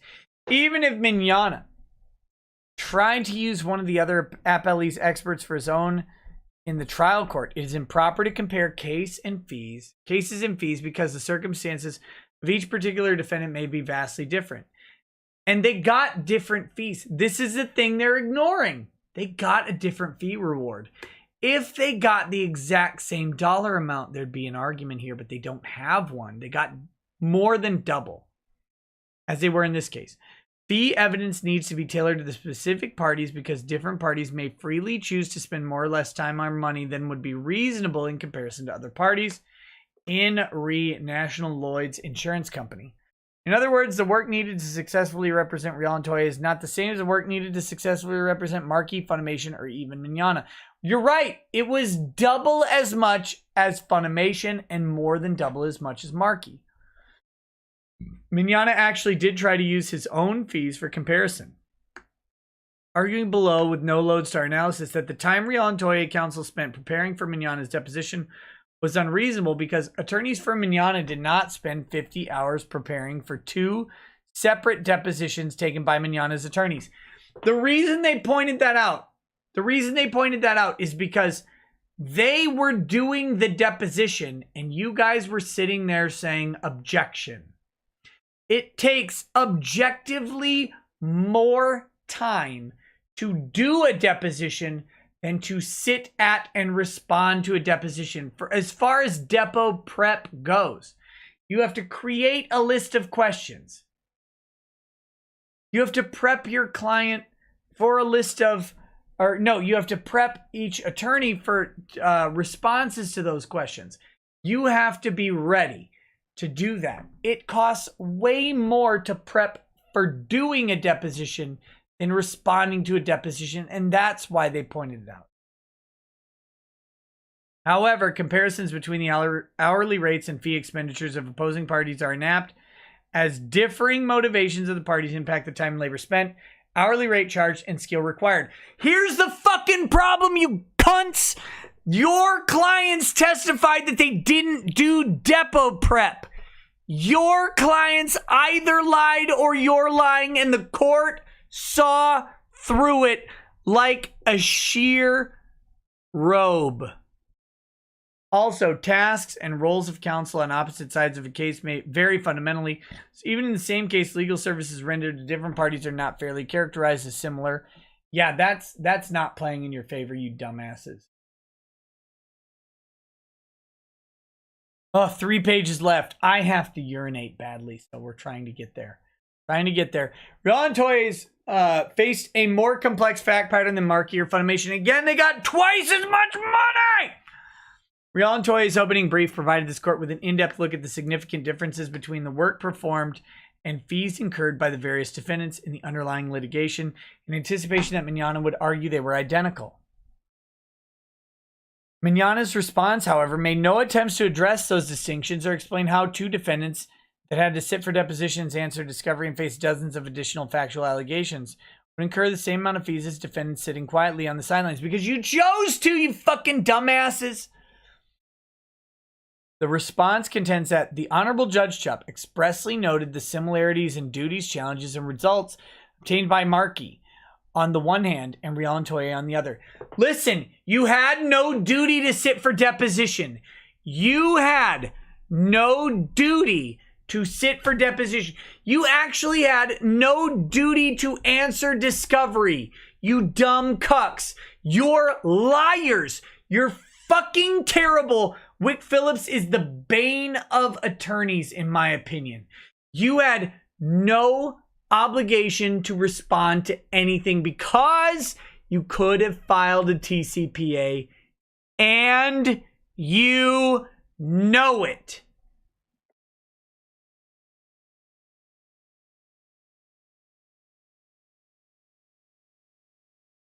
Problem, however, is that the evidence demonstrates the distinct inaccuracy of the trial court's observation. No, it's about duty. You had no duty to do this. You could have filed the TCPA way earlier. In fact, the trial court made a conclusory statement that the cases were similar, but never actually identified how they were purportedly similar because they were not similar. Trial court wrongly suggested, without identifying any facts or evidence, that Markey's attorney was able to defend the exact same case and get the same result for 48 grand. No. You chose to do something different. That's different than the cases being different. A fact finder must decide the question of attorney's fees specifically in light of the work performed in the very case for which the fee is sought. When granting equal fees to each defendant, they didn't. You got double the other defendants. Court below ignored each defendant's unique case presented. Duties between the parties were not similar. The challenges were significantly different, and the focus of Mignogna's case was skewed against Rial and Toye. More importantly, though, the evidence supporting Rial and Toye's fees went uncontested. Accordingly, the trial court's arbitrary award of the same amount of fees for all plaintiff parties is reversible error with this court and should render an appropriate award. Conclusion and prayer. Wherefore, appellees Monica Rial and Rial and Toye respectfully pray for the reasons stated herein that this court affirm the trial court's decision to grant their anti-SLAPP motion and dismiss all claims asserted against them, and reverse and render judgment that appellees be awarded $282,953.80 in attorney's fees for defense of this matter, the trial court level, plus an additional $55 grand in conditional appellate fees for briefing to this court on appeal. Respectfully submitted, Rusty O'Kane, Wick Phillips. Good job, you cunts. That's it. That's it for this shit.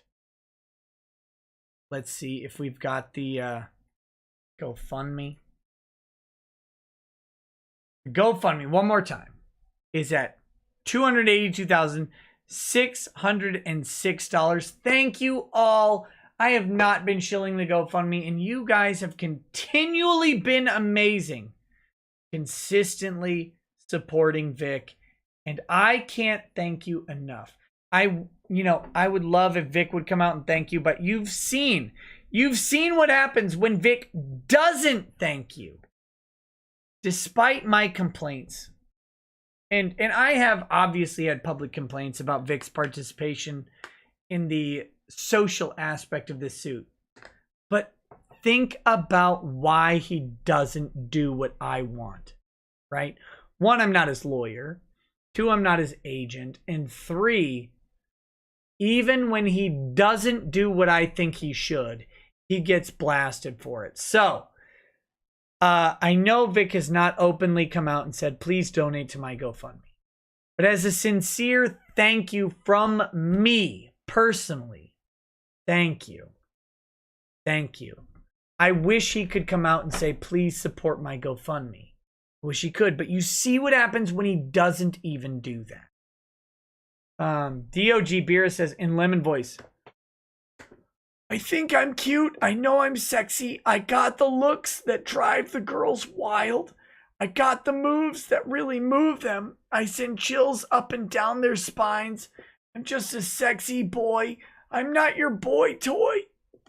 There you go. Thank you, DOG Beers. That was horrible. Horrible.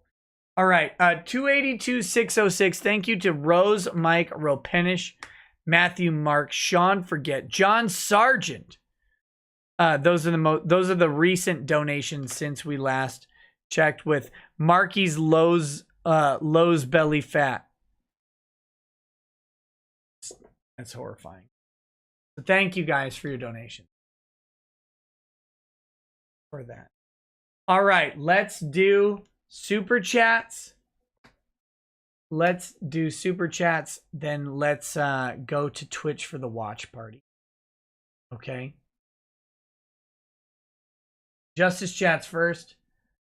Yeah, Crusader Saracen says, "What? So what's this about Rooster Teeth copyright noticing fan animators?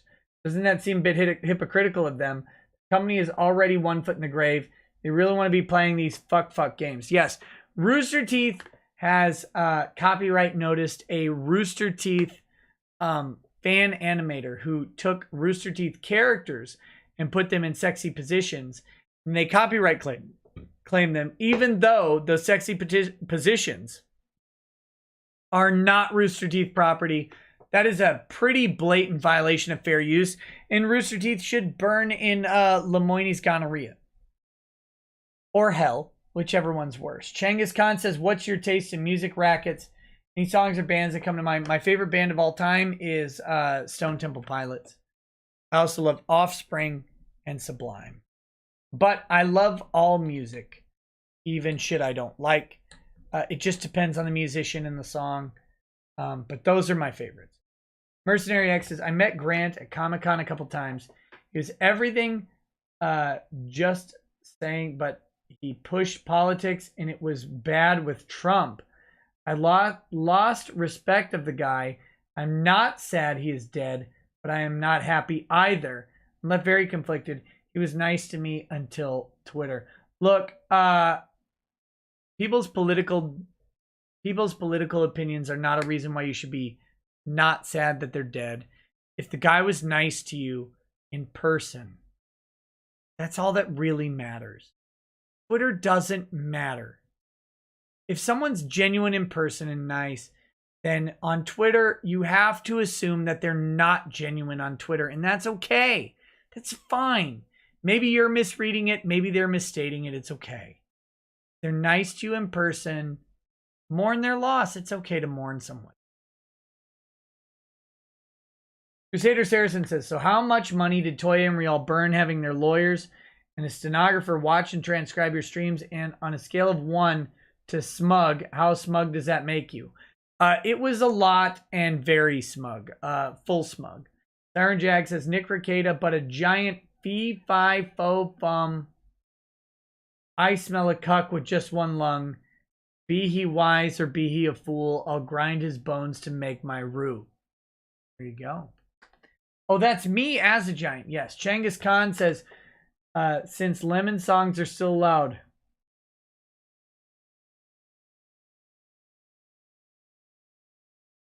Okay, I got this one.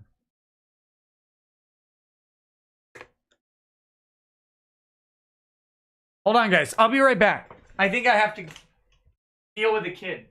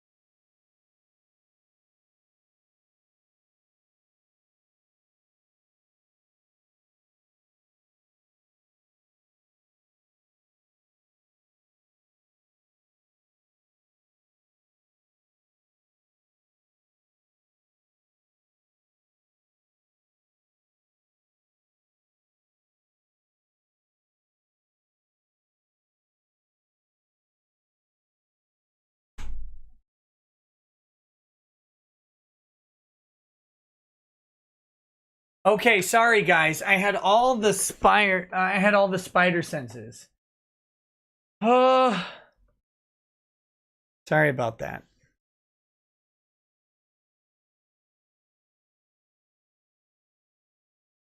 Dad spider senses. Saying that, wait, one of my kids has to go to the bathroom. Okay, here we go. So back to Genghis Khan. Since Lemon songs are still loud. Breathing with the boys. Wheezing, breathing with the boys. After chasing sunsets, one of life's simple joys. Breathing with the boys. So there you go. Bad Dragonite says, was exposed to the coof by one of our 4 guards. One of the workers at the site sick too. Company wants to keep it confidential and not get tested because they may have to shut down and they're scared workers won't come in. What do, if anything, at will state? You're an at will state, man. Do what your company asks. Do what your company asks. That's the only advice I can give you. Ethical Dilemma says, hey Nick, I'm not sure if anyone ever asked you, but do you feel your literature degree helps you better analyze and break down legal documents? Or is that skill not applicable to them? Also, get you an oxygen tank to take a few drags when the rage kicks in. It might be helpful. I don't know. Look, literature degrees are not great at breaking down legal arguments. They're great at breaking down writing and discussion of theory and stuff like that.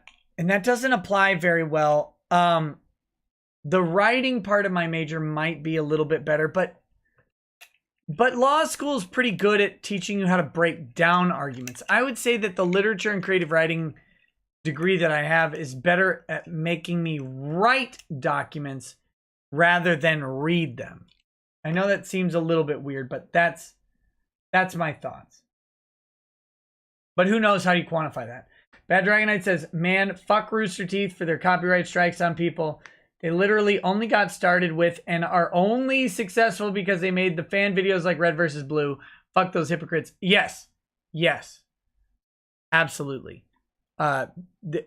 Stupid of Rooster Teeth to do that. Basement Troll Productions says, thoughts on the Ruby Art Contest controversy. First place disqualified at the 11th hour thanks to cancel culture. Any possible legal backlash? Talk to Hirohe for details. Potential show topic for the week. Yeah, I have no idea about that. Rooster Teeth is a method example of how you don't run a company. That's what I can say. No, that's terrible. I don't know anything about it. I'll look into it. Mario Kart 13 says Glee cast dropping like Kevin Spacey accusers. Yeah, that's to Naya Rivera. And again, R.I.P. to her. And again, Naya, I drink to you for saving your children the way that we hope all parents would do.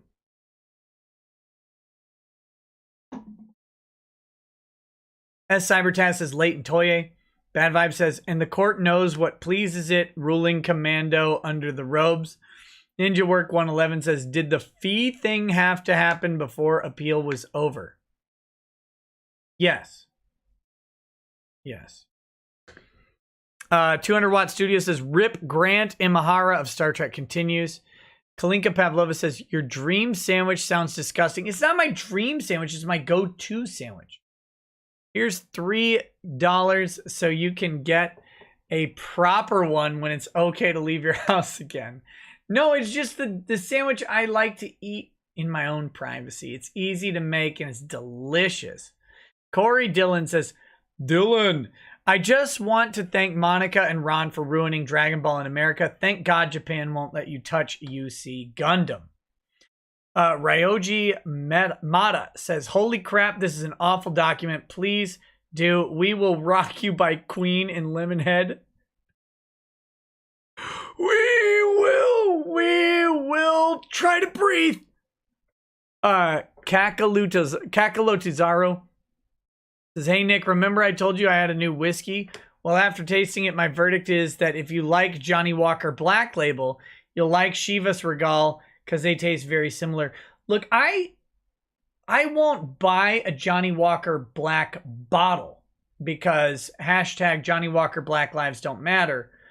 But I will buy Johnny Walker Black at pretty much any bar I go to. If it's a cheap bar, if it's not a whiskey bar. A whiskey bar has significant selection. If you're going to just a normal run-of-the-mill bar, Johnny Walker Black is a safe option because it gets drank with frequency. It's not going to be skunky and it's not going to be too expensive. It's a good go-to for a scotch at a random bar. Juro says, could you please say in Lemoyne, all my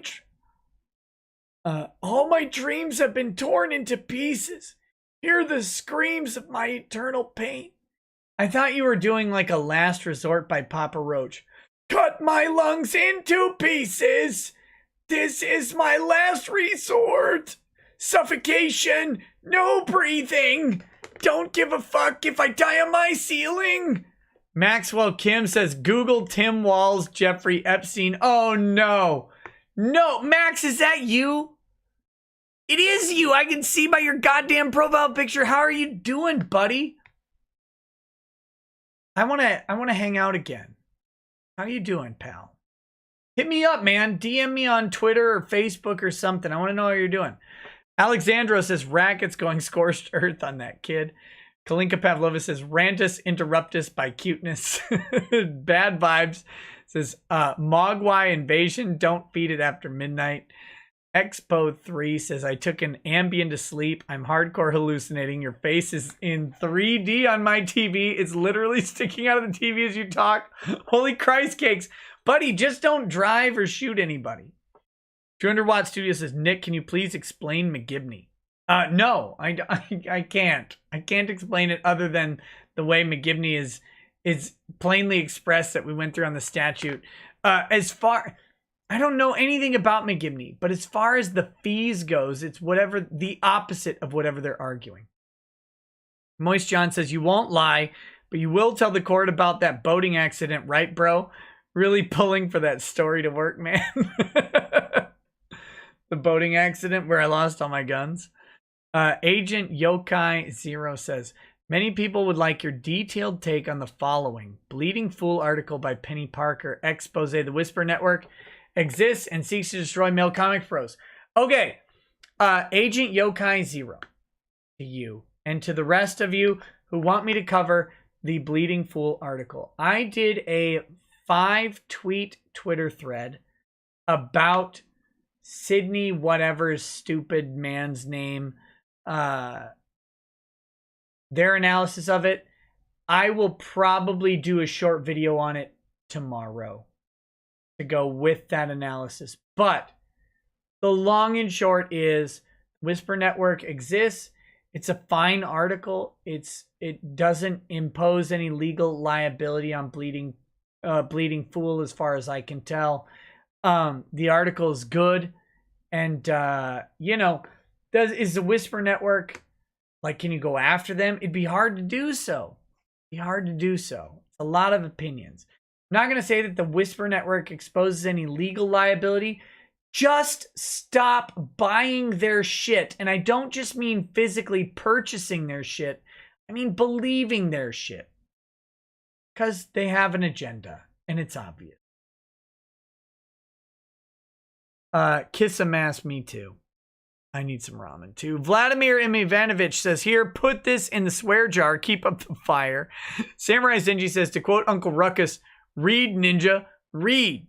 Mario Kart 13 says, citing a citation means they're double correct. Bad Vibe says, don't blow a blood vessel, man. My blood vessels are not getting blown.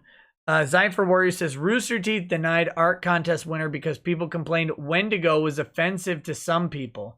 That person cannot participate anymore either. What a bunch of shit.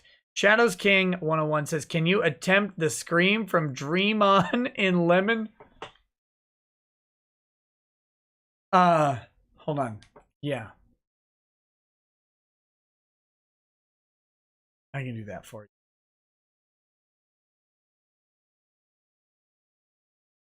We just need the,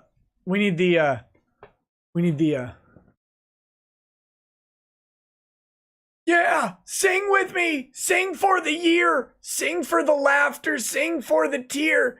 Sing with me if it's just for today. Maybe tomorrow the good Lord will take you away. Dream on. Dream on. Dream on. Dream until your dreams come true. Dream on. Dream on. Dream on. Dream until your dreams come through. Dream on. Dream on. Dream on. Dream on. Dream on. Dream on. Dream on.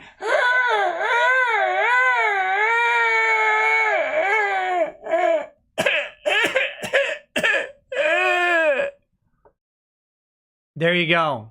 I hope that was enough for you. I hope that was.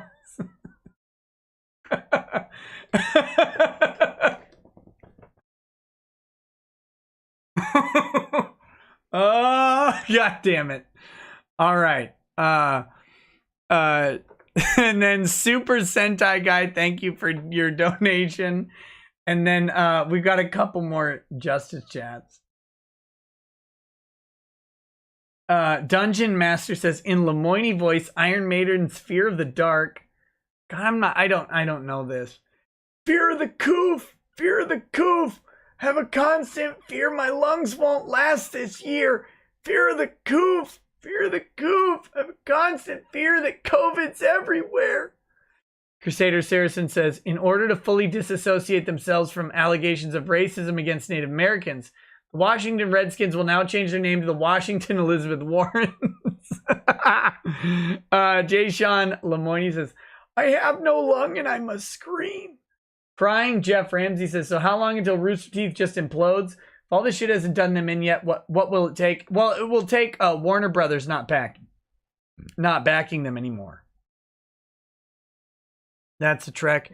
There, Shadows King says, thank you for being a good sport. Sorry for the larynx. And Mario Kart 13 says, congrats on the DSP jerk it face. God damn it. All right, guys. Thank you so much for joining me tonight. I hope you enjoyed the show. I hope you found it informative. Look, I'm biased. I'm obviously biased. But that being said, in my bias, the citations in this document are shit. The legal arguments are bad, and they're based on faulty citations. Doesn't matter how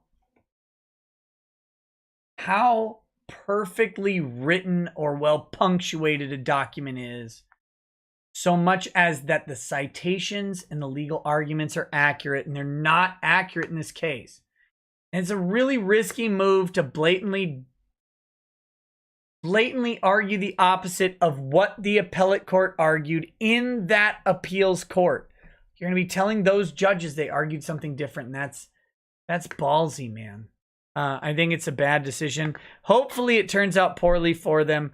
I hope that I actually hope the fee decision is moot, because I hope that Monica and Ron's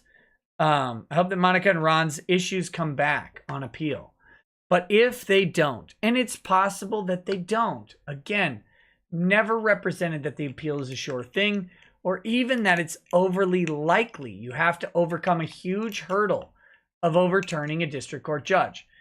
So I hope that it comes back on appeal. But if it doesn't, I hope that the appeals court upholds the judgment of the lower court as it should. So this is a reasonable fee, and these guys aren't entitled to any more than that. Okay, Super Sentai Guy says, Mr. Frump and the Iron Lung by Weird Al equals Jay Sean. I'm not familiar with that. In Lemon Voice, sing Gangster's Paradise. Been spending most my life living in a breathless paradise.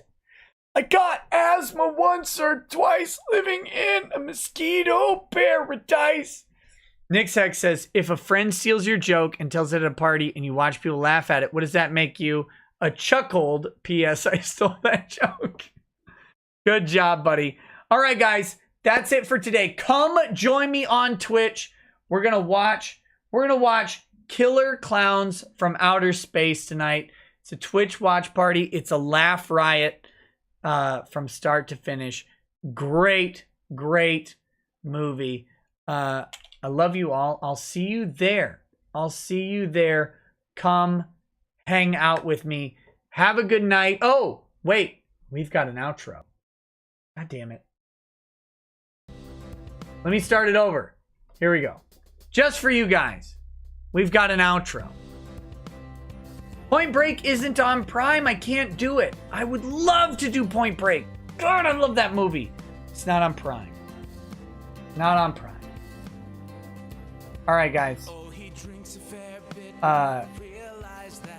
Is it recommended by Larry? No, it's recommended by me. It's one of my all-time favorite movies. All right, guys. I'll see you over on Twitch. Have a good night. Peace. Peace. Part of the plan. Watch his face become redder as he becomes meta. Raging at idiots from Twitterland. From the white shores of Maine to the hills of Glenlivet, there's no one who explains the law better than Nick. So pour out a glass for the ones who have passed to make the law what we have now. Oh, his lady is fair, and she handles herself with the grace of one who has borne many children. As the wife of a lawman, she makes sure that he has the time and the place to provide for them there. So pour out an art bag, a bow, more a love rug. The spirits flow as the ones who get unemployed. So pour out a glass for the tea post on Twitter as we hear Lost Planning tonight. From the white shores of Nan to the hills of Glenlivet, there's no one who explains the law better than Nick. So pour out a glass for the ones who have passed to make the law what we have now. Oh, the guests are all planet folks from Dante to Drexel. They bring their perspective and spice to the mix. But the reason we're here and the one that we cheer is the one who is showcasing us his career.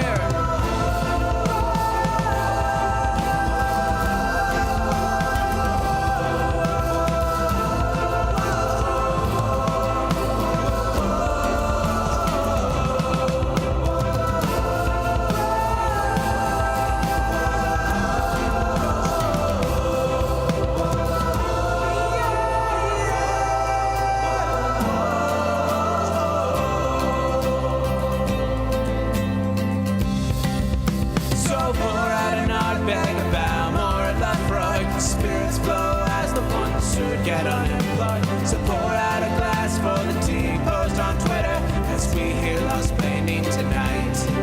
From the white shores of Nan to the hills of Glenlivet, there's no one who explains the law better than Nick. So pour out a glass for the ones who have passed to make the law what we have now.